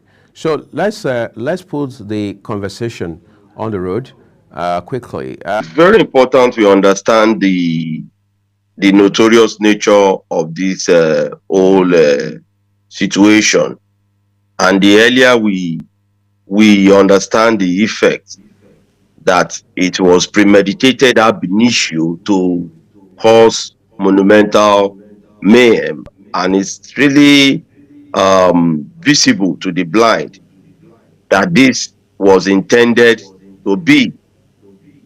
Because once the obvious of this protest started it, they call it protest of end bad governance, days of rage, removal of the president, and these are just more or less like a mutiny, a coup through the backdoor protest, and no insurrection of such nature, especially for those that lost the 2023 election. Now to be behind this protest is the height of criminality, and I would not hide my feelings that it seems the president is treating the whole issue with kid's glove, which ought not to be. This is a total breakdown of law and order under the guise of protest. Though protest is a fundamental right, but riot is illegality. What we are seeing today now is riot.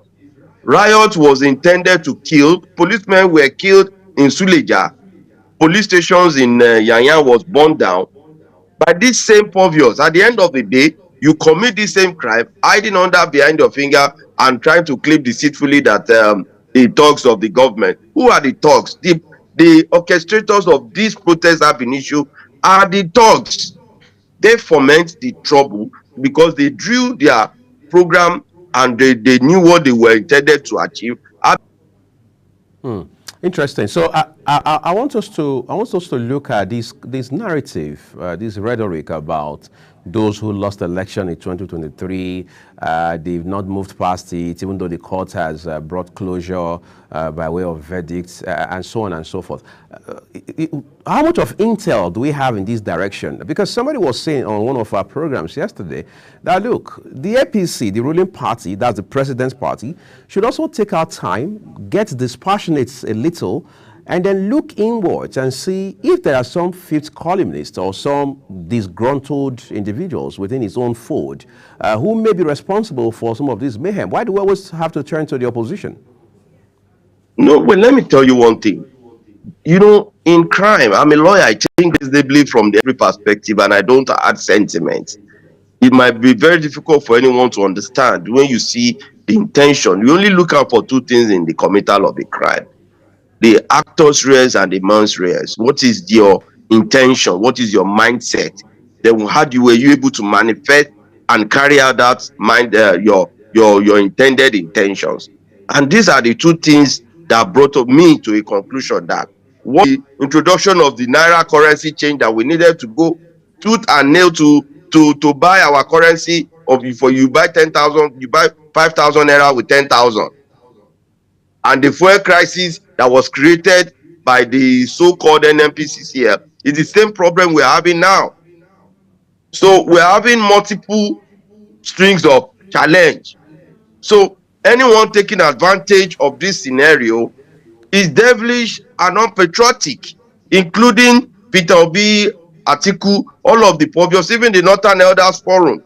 Very regrettably, that during the 8 years of Buhari, none of this Northern group came out to fight against and protest. We were on the field even till now. But we believe that this is just hypocrisy at the highest order. And presumably, I'm going to allow you to continue. Do you have verifiable, authentic evidence that Peter Obi, Atiku Abubakar, and the Northern Elders Forum are behind these protests? The Northern Elders Forum, on their own volition, endorsed the protest formally. Go and check the records. They endorsed the protest. Peter Obi came out fully to endorse the protest. Atiku Abubakar came out fully to endorse the protest. So what else do we need as evidence? But you lawyers say that citizens have the right to protest. So if they endorse the protest, what's wrong in that? Let me tell you one thing, my brother. Let me tell you one thing. There is difference between protest of dignified intentions and protest that is laced with hatred, that is laced with brigandage and intended to cause crisis. A protest that is tagged days of rage. A protest that is tagged, okay, and yes, for the fact that end bad governance is a general cliche, but they are going beyond end bad governance to removal of the president. That is what the crime is.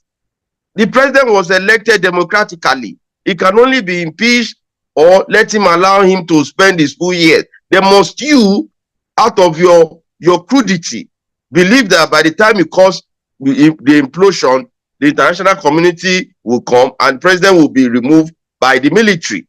That is wrong. Look at what they are calling for in the protest field. It's wrong. That's no longer protest, my brother. And you wouldn't expect us to sit down and watch some few ill-fields to tell us that this is how to run a country. They want to run a country aground, including Shore. These are just obvious of criminality. I wouldn't want to be mentioning names because we just want to be flashing their name, but because they are not patriotic.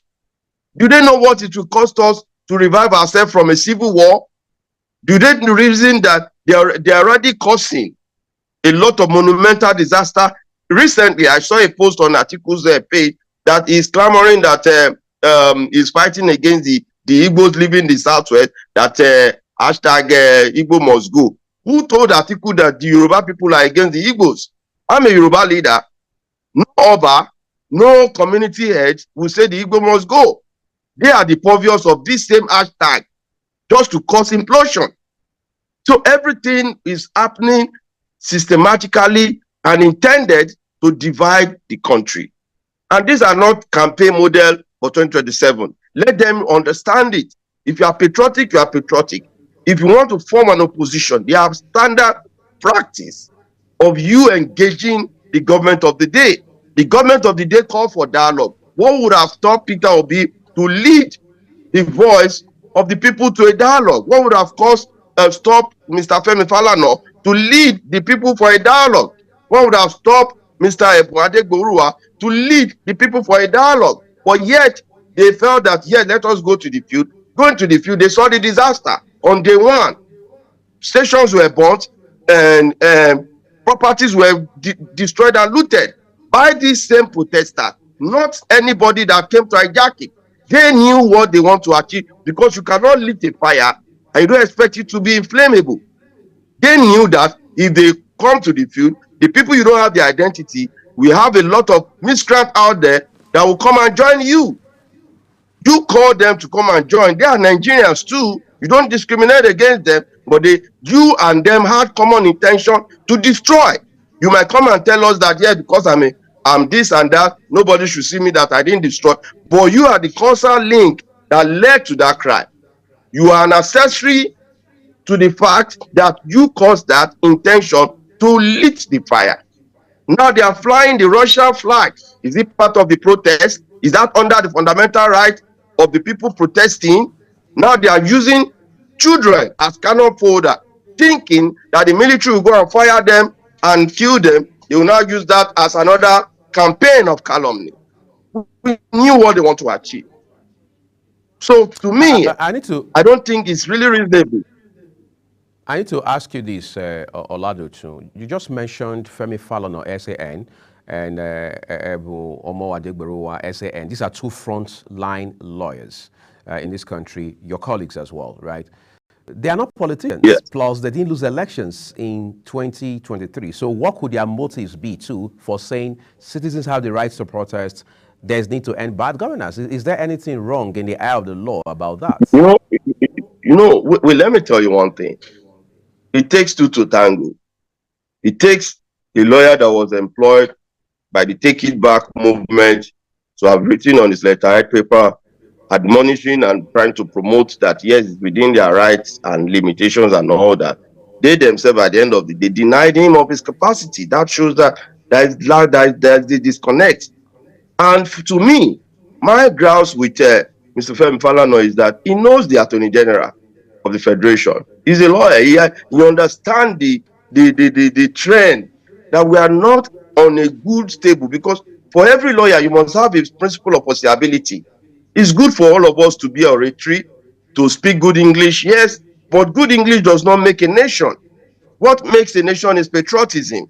And that's why I was more emphatic that for the nation to grow, it requires all of us. That notwithstanding, Father, they didn't lose election. The NSAS was there. FARS, which was a son to the learned Sikh, was part of the promoters of NSAS. Aisha Yusufu was there, Showore were there, DJ Switch were there. We all saw how the whole thing went bad. We were calling them behind that, you have already achieved and make your statement. You demanded for your demands to the government. The government immediately disbanded this. They were trying to make sure that things was going rightly. But yet, you changed it and turned it to another round of demand that you want to continuously be there. And it was mismanaged by the outgoing government, and it was mismanaged totally. I blame the government, I blame the government of Lagos, I blame everyone.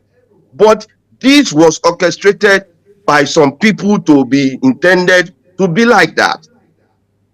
To see and allow the whole thing degenerate. You know what we lost during NSAS? The ESN took advantage. Nnamdi Kanu took advantage to lace on it. Other criminals also took advantage to loot ShopRite, loot banks, break it, destroy police stations, even kill policemen using their head to play football. That was what we witnessed. We witnessed a height of brigandage in this country that would have led us into civil war. Maybe you are not aware my anger is the fact that some people just believe that we're going into riotous civil war is something we can quickly come out of it easily. It will not take anyone to stand when we don't have a government again.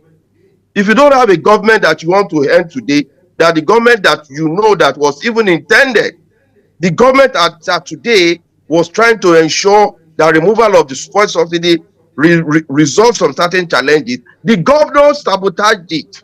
The governors are the ones going about now trying to promote the evil that the king can do no wrong. Look at the governor of your state saying that they should stop the local government autonomy. They went and registered all their local government chairmen to have a separate union apart from all the other local government they have across the nation.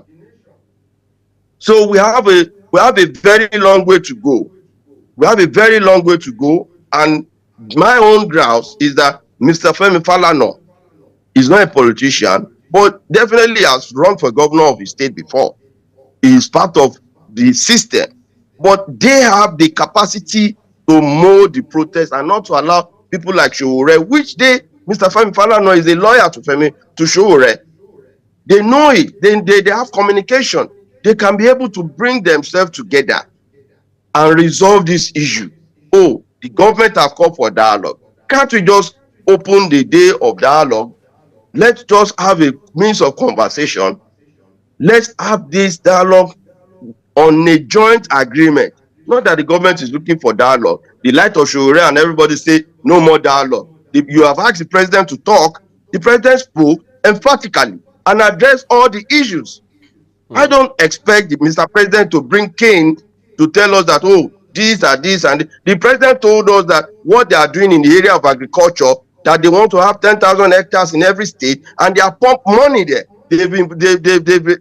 They've called for tractors. They've done all this. The people that are giving us problem are the retailers selling all this food. They intended to make it look worse. We are never a country that is maybe does not have control, but the fact that we knew that food scarcity was caused as a result of the Boko Haram incursion into the farms, and that really stagnates production for some period of over 10 years. Now the new government is trying to rebuild. We need to give them some level of doubt. I'm not a bootlicker to the government. I've come here on your program severally to challenge the government on some policies. So for the fact that there are some challenges, we cannot be heard all because we want to cure an headache.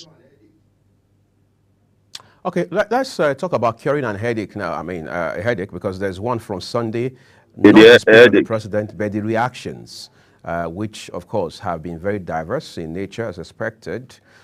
When you look at that speech, which many people have spoken to, both on television and off it, say did not address the core issues, the demands of the protesters. When you look at that speech, what are the takeaways for you? Well, to me, let me raise it here. For the fact that Mr. President talked to the people, the critical demand is that, yes, he has been able to offer solutions on youth loans and all that. For the fact that these policies that are there, the communication gap in getting it to the people must have affected that of the presidency. But in another sense, the issue of fuel is an issue that is very critical to all of us. I have always come on your TV that let Mr. President immediately bring down the cost of fuel and all this. Yes, it's going to take some amendments for them to look at those critical areas. But in view of the fact that solutions were even profiled, we have had in this country whereby we are calling for Buhari to come and address us, and he failed to address all through the NSAS period.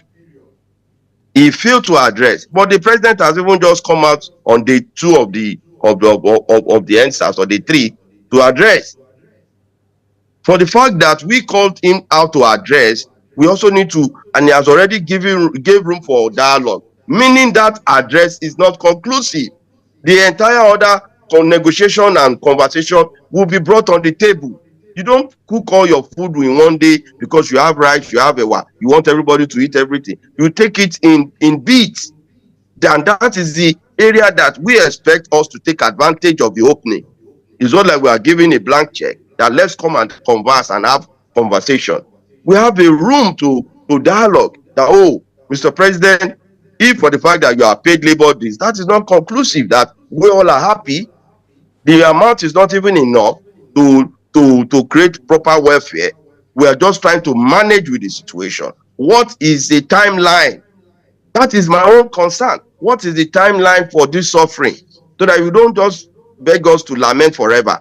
What is the timeline? And that's why I'm very advocating that, oh, let Mr. President set out a timeline of 60 days for himself or 90 days to make sure that this from day 1 to day 10, you see litmus of food. We're going to import food and bring to the market to be sold at a lesser rate. Not for the federal government workers alone to buy 50,000, 50 kg for 50,000, 40,000. What about the people on the field? So the government don't have to think that it's only workers in the government that are Nigerians. So to me, let's open the vineyard. Let's widen up the scope of our conversation. Let's go to our constitution. Let's challenge them to give us a new people's constitution. We can achieve it. In particular, when it was NSAS almost 4 years ago, there was next to no damage or impacts in the northern part of the country. So it was essentially the South that participated in the NSAS protests. But almost 4 years down the line, from Kano to Borno to Jos to Kaduna, Jigawa, I mean, you see the level of damage. Look at what was done to the NCC Innovation Park in Kano, for example, which some people are now saying, RY youth are not even asking the president to move from Kano to Kebbi because of the exposure and the level of damage that we saw. Why is it tilted towards the north this time? Is there a political element in that as well? You know, to me, I was on one of your sister stations, Arise, to analyze this issue. That the problem started with the northern elite when Mr. President was reviewing the central bank officials, trying to bring some of them to Lagos, the Federal Aviation Agency, and these were taken from the negative point that the government was at fighting the North, and that was one of the rage. For the fact that the North never, in some ways, just as I rightly said, you can see the handwriting when Atiku Abubakar went and paid former President Muhammadu Buhari visit. It's part for all of us to see the coloration that what is happening in the North is intended to be. I will not hide my feelings. I'm a leader in Yoruba land, and I will not want to take those deceitful decoy that some elites within the northern region are good at doing. They promoted this whole rage to be in the sense of what is the kind of shape it's taking. Maybe they believe that if the government is torn down, they can have a Nigeria to rule over, which is not going to be possible. Nobody will sit down for you to destroy a nation and you say you are coming to be to salvage it. You can't salvage it through the back door of the military again. On no ground should military be allowed to rule us. And whoever that are painting the Russian people, yes, we know that the Russian hand has been in several coups that are happening within the Western Sahara Africa, the Mali, all of that coups that are happening around. But for us to see this encouragement, they are litmus of intelligence drifting towards some former governors of the North, telling some ministers of Mr. President that they have hands in all this. So the intelligence is a lot about patriotism. It's not about naming and tagging the North. But for those that are there orchestrating this, look at the large turnout. Who are those people sponsoring them? Is the governors of those states do they not have capacity? I saw the Adamawa state governor saying that this is the duty of federal government. No, it's their duty because they collected humongous money from the federal government within the last 13 months now. Out of the effect of fuel subsidy, they all got 5 times more than what they were getting before as state allocation, state and local government allocation simultaneously. It took Mr. President to ask a question: what are you doing with the money? Because you have immunity, I also have immunity. Those governors are now a cabal and a stumbling block, stagnating all of us. They are aware and they drum this beat of war. It's now between, let us not be too sensational with it. I will always direct my challenge, my anger to the real culprits. The governors are aware of this whole affair. You can see from the statement of the Adamawa state governor. He said that this crisis going on, they don't have capacity to quell it. It's the problem of the federal government. Is it the federal government that is not making you to have food on the table when the federal government already provide the resources? And in production, the number one element of production is capital, which is the fund to cause the entrepreneur to achieve other factors of production. When the capital is there, you don't have excuse. Mr. President provided the capital for the state governors and local government to independently provide food security, to ensure that works are available, lives, that the effect of the removal of the fuel subsidy can be cushioned in other critical areas of poverty reduction. But instead, the governors took advantage and saw those monies as bonanzas, as if they just won a ticket for them to just strangulate all of us. So, to me, we have failed to address the real culprits. And let no one just bring Mr. President to Golgotha. Somebody is trying. We've never had it that within the short space of time, Syria crisis have been addressed simultaneously. There are sabotage within the government to make sure that this government don't work. And I've called for removal of Mr. Mele Kyari. If it's one of the cabal that's not making the oil and gas to work, remove him.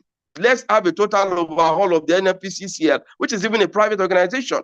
Let's have a total review of the oil and gas sector. We have good brains that can manage the system for us. Why must those things God gave us become an albatross for our survival? So for me, I'm very emphatic that these issues can be resolved on a table of dialogue. And sincerely, I've led groups of various youth organizations within the period to quell and douse down tensions that we don't have in our country. Let's listen to this president. He's giving his body language. A quick break at this point. You just mentioned Mele Kyari, the group chief executive officer of NNPC Limited. We could talk about that a little further because it's part of the systemic issues that we're having. I mean, the oil and gas issue, basically. But that will be after this short break. Please stay with us.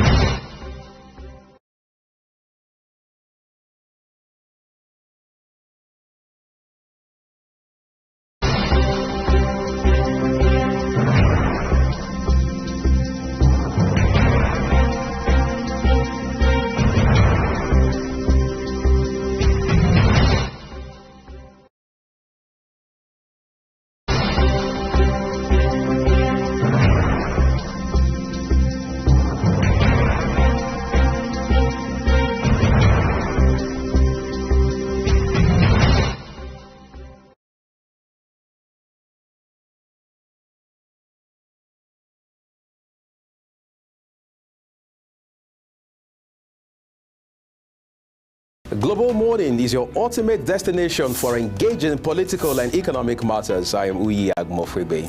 And don't forget to include social discussions. Tune in every weekdays from 7 a.m. to 10 a.m. I am Queen Agaba. For insightful breakfast ideas, business summaries, sports highlights, international and local news perspective, I am Anthony Momodu.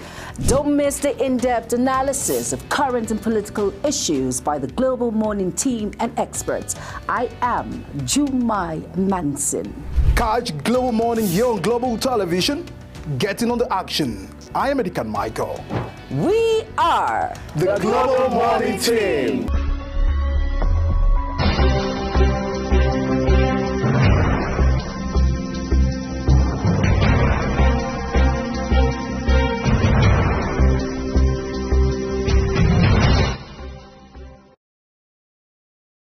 Thank you for staying with us on the program. I understand our guest, Oladotun Hassan, is still with us on the program. So, Oladotun, I'm just going to ask you this, away from the NNPC actually.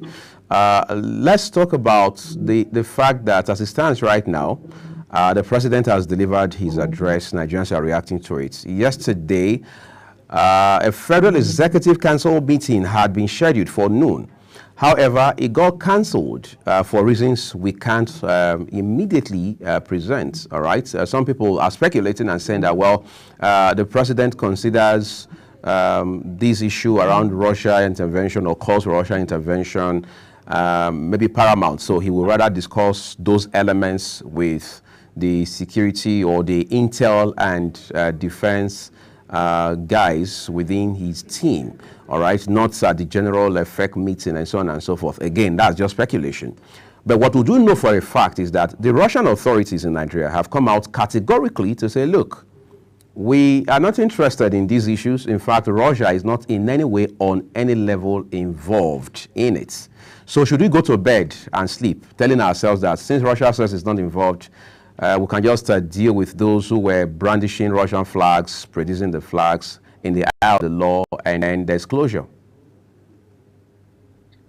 Well, we have to be realistic to ourselves that the Russian government have in so many ways intercepted and sponsored the new governments, the military government that took over in some sub-African countries in the recent times, through their Wagner groups and every other support that they've gotten, military support and firepowers and every even recognition at Russian government giving all this, even Traore, you can see all those things going on.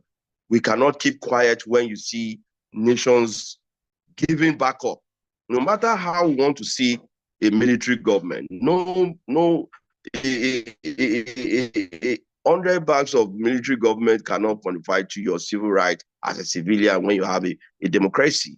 So we need to be very conscious. I'm not a fanatic of sentiments that, because Russian government have said we don't want to interfere.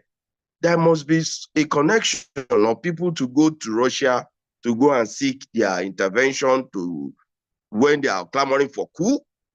Who are these people even? These are Nigerians. You can see the women within the Northern zone that they sponsored. Who are these agent provocateurs promoting this? They are spending billions of resources to ensure that these protests keep on going. And that's my own fear, that why would people think that if they destroy this country, they can have it in full again? You can't eat your cake and have it. If any northern man believes that this is the time for them to promote secession of Nigeria, if we are not afraid in Yoruba land. Let anybody understand that. We are not afraid. Nobody can usurp our welfare, our freedom on the premise of deceit again. They've done it to Awolowo. They've done it to Abiola. They can't do it to Asiwaju Bola Ahmed Tinubu. We are not going to take that from anybody. Let that be a stamp in their mind, that you cannot destroy what we are trying to rebuild as a country. We have contributed more immensely to build the country and make it one than any other region. We are more. I'm not overreaching that the other part are not contributing their own effort. But to a fist cup of ethnicity, which is so much dangerous.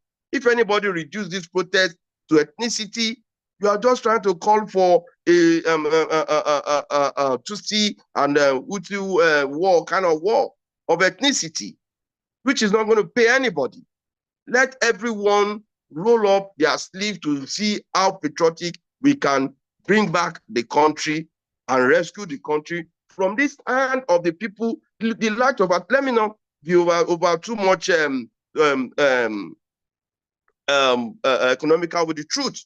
Where was Atiku when we were having a country going down the drain? They bought all the assets. They privatized and bought all the national assets of this country. Did they use it any good thing? Have they achieved any good thing with it? No.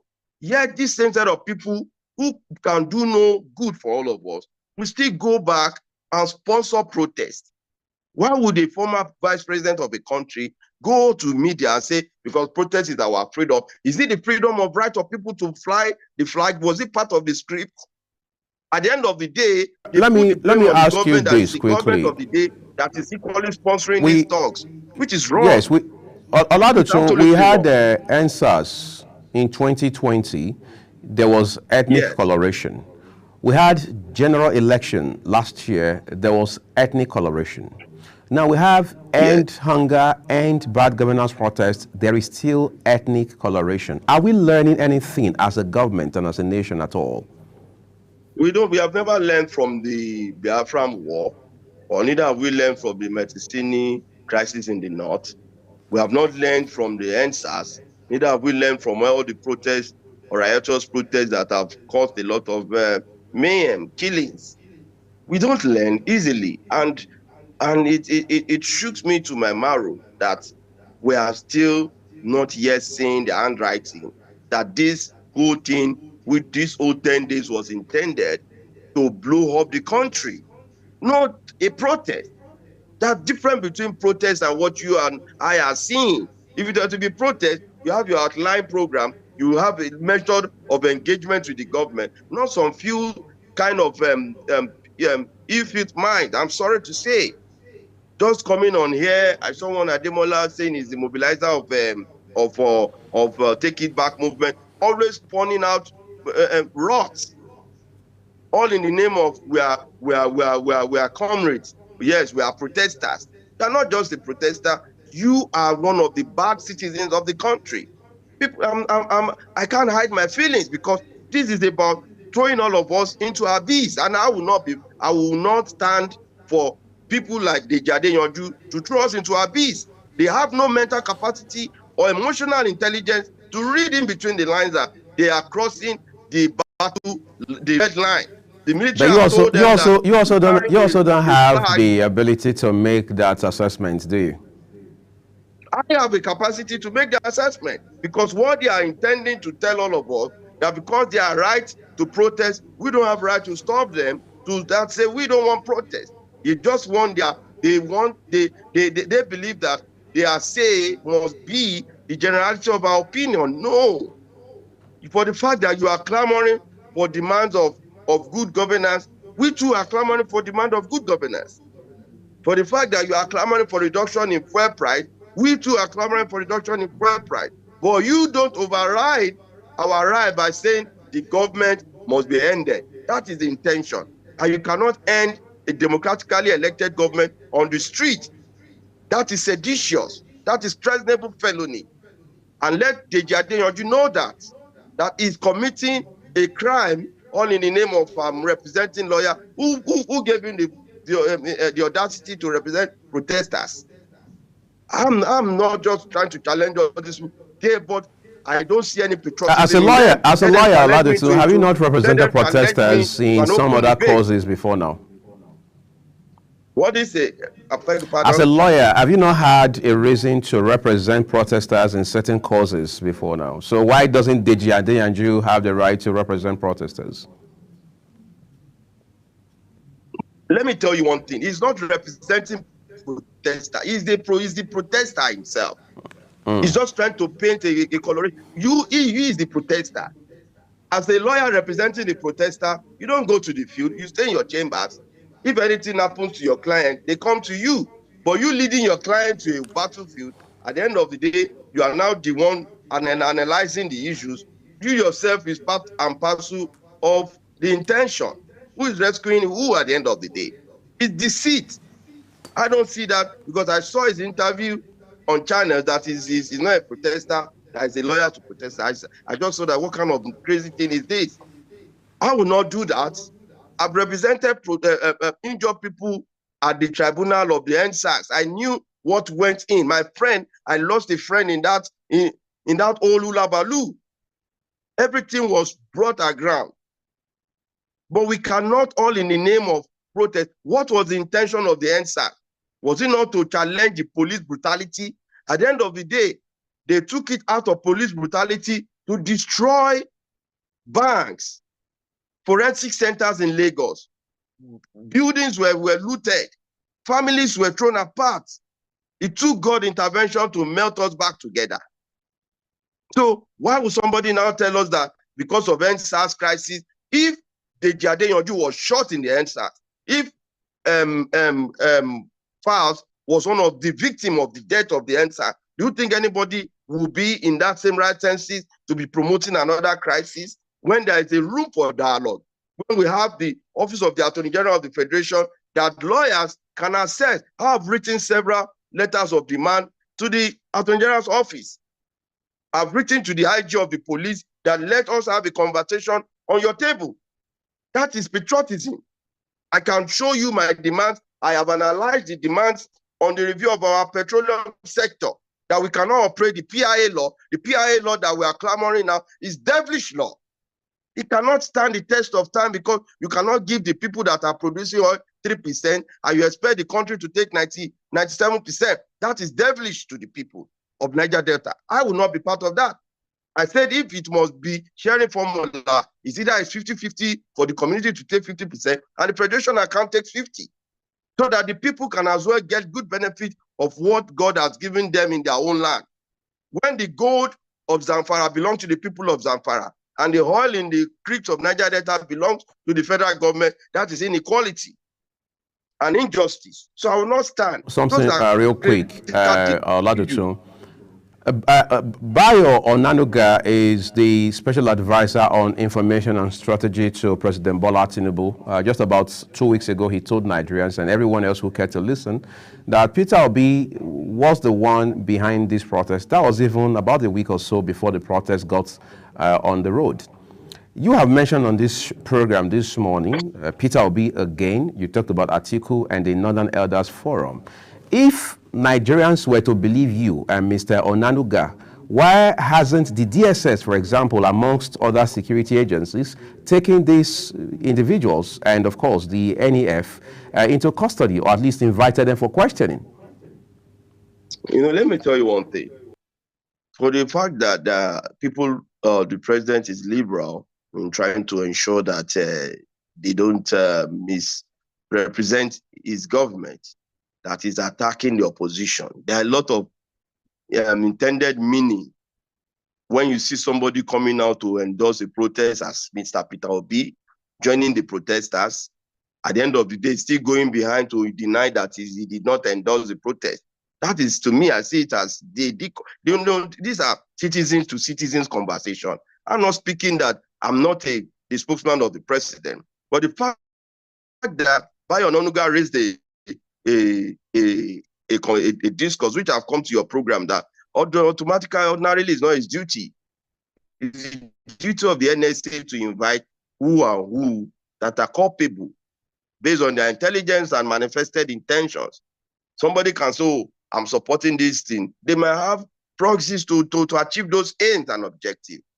And that's what my own concern is, the fact that if Mr. President is trying to be extremely lenient, not wanting to allow these people to interpret his leniency to brutality, I think there must be a line drawn between brutality and the law. The law means that if you have intentions to commit and you manifested those things, These people should be the one taking for the policeman killed in Suleja. They should have taken responsibility for the destruction in Kano, in Jigawa. They should take responsibility because they believe that prompting their people saw them as gods. Maybe you don't know how some of the obedient refer Peter Obi. For him to have just said, go ahead, meaning he has already given a signal for people to go into that. Not another forum came up blue in print and in media to say these protests were for it. They even gave conditions and demand. Why don't they channel that conditions and demand through their conversation with the government? The Northern Elders Forum are even more closer to the government because they have all of their people in government and they've been in power for donkeys of years. They have more to say to how we are, even where we are as a people. So let's not be too sensational with the truth. The truth might be bitter. People might challenge me that, oh, we are trying to make it an Odua thing. No, I'm not coming on the heels of Mr. President is my brother. I've been on the street to whip him more into line than the people from the eastern part or the northern part. When they brought this transaction charges on cyber security or cyber system, we challenged it. When they brought the tariff for the electricity increment in tariff, we challenged it. Even the labor demands, we equally raised our opinion that we need to have this conversation. This country has been drained for long. We cannot continue to feign ignorance that we don't know the problem. The problem is we ourselves as citizens. The president is a citizen, I'm also a citizen. These are collective responsibility for all of us to cure. Let no one see themselves as sacred cow and begin to tag the rest as the Judas. We need to be on the same page. Let Atiku change their drumbeat to conversation and dialogue. Being an opposition, you can as well prefer solutions, not putting fuel and pepper let's end this on a quickly now. wound. All right, so at this point, on a final note, the president has addressed the nation, including the protesters, but then there is no end to the protests, at least not definitively. What should happen at this point? Because the Lagos State Commissioner, Mr. Adogeke, has told Lagosians that the president has addressed the nation, and as such, any protest in Lagos going forward is illegal and prohibited. Should that be the standard across, like a template for other commands or other states of the Federation? Does the president's speech actually end this protest? Yeah, the president's speech, we are not a military. To be military.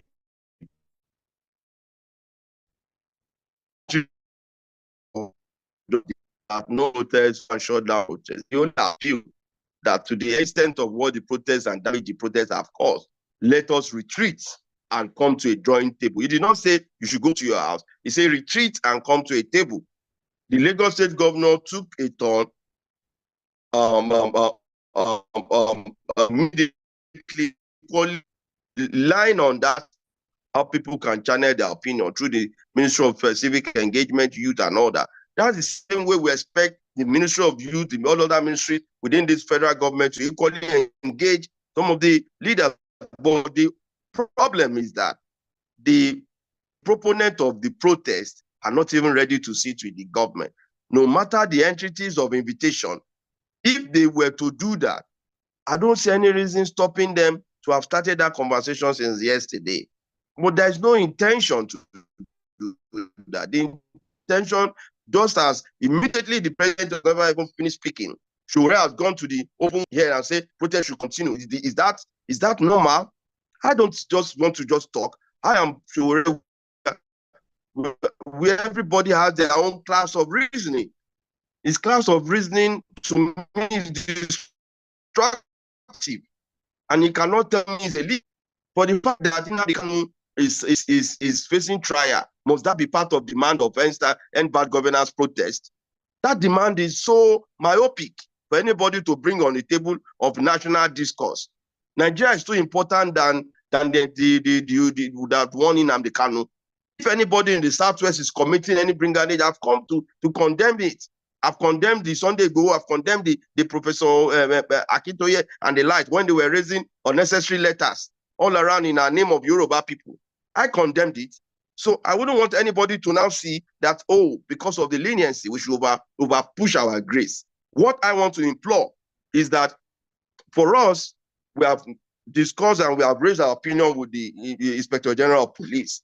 He has been more professional than just a policeman. He's trying to ensure that there is sanity in the system. We have equally put to him that if you are doing this, let us, you be the you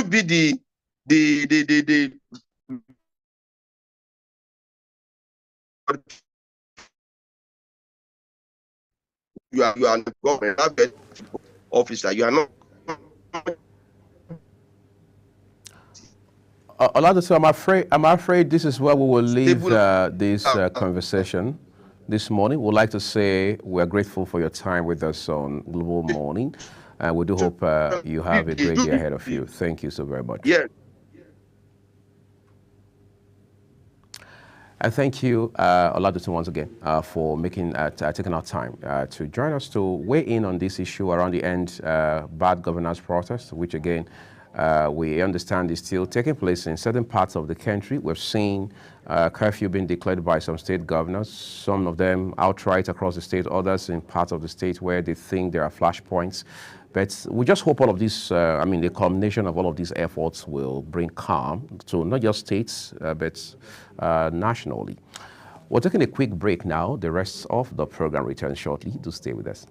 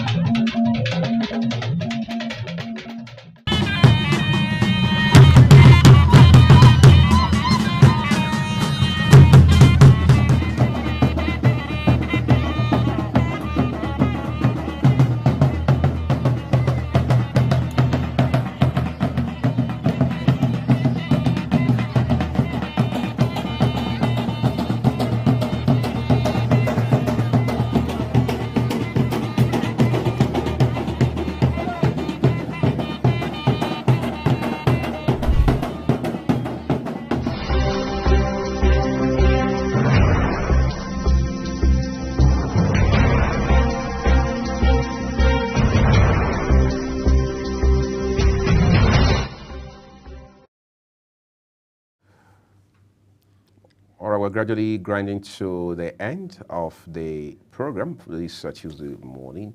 But then, it is what it is. The issues in Nigeria have to be talked about, and Oladoto Hassan, lawyer and Yoruba Council worldwide president, just spoke to us about some of those issues. And then I like the part where he says that some people think we can cause or provoke a civil war, and then we can come back to or return to normalcy at the snap of fingers.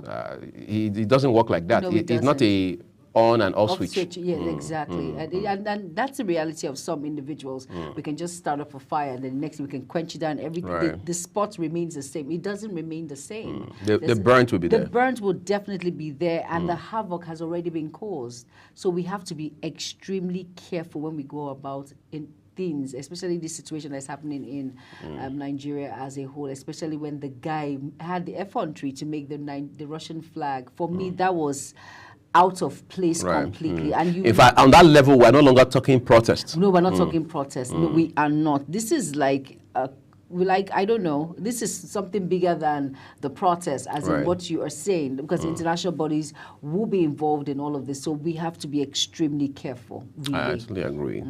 But then, talking about being careful, someone has been advising us now, Nigerians, that we all have to be careful about spraying money as well, because spray money has landed some persons in what my mom would call kiri-kiri, and now we're hearing from Bobrisky that Nigerians have to be careful because this is someone who has had their fingers burnt as well. I think that advice should not come from any other person than him, because he has bore the brunt of what happened. Spraying of money has got him into serious trouble. In fact, I think he has learned his lesson, and that lesson will not go away in a very long time. So he is the best person to give that advice about spraying money. I think you can just, if you want to actually spray money, put it in an envelope and just place it, or do it in a very cordial decent manner, not abusing and insulting the naira. Because I think the aspect of that spraying of money is the fact that when you spray the money, it's all over the floor, people are stepping on it and all of that. The abuse of the naira it can look very barbaric. No, it is. It is very barbaric. If you sit down and, what are these people talking about? This is something that has been with us for a very long time. For decades. Our parents actually, party is not a party if you don't spray money. As in, that is, the DJ or the MC will tell you, okay, it's time, show your worth and all of that. We do this, it's like an occasion. When you're getting married, you have to spray your wife. If you're having a party, a graduation, it's something that is with us. But, rebranding is all about speaking well of our country and, of course, the naira in which we portray and all of that. So I think it's coming handy. I just hope I'm not getting ahead of myself. I was thinking the National Orientation Agency would probably consider making Bobrisky a brand ambassador in this regard. But then let's keep our fingers crossed. Let's keep our fingers crossed. I think you're going way ahead of yourself. But someone will say, in a nutshell, there's more that meets the eyes. So let's just leave it at that. I think that's what it is. And that's also where we are living the program this morning, everyone. So we can allow you have a great day while you spend the rest of your day with us here on Global Television. I'm Uyi Agmofwegbe. Thank you all so much for being a part of us and with us this beautiful Tuesday morning. And I am Jumai Manson. Have an amazing day ahead. Bye-bye. Coming up shortly, at the top of the hour will be Talk Sports with Anthony Mamadou. Stay tuned. Welcome to Global Morning. The death toll from flooding. Most time our politicians just bring in policies too, for sure.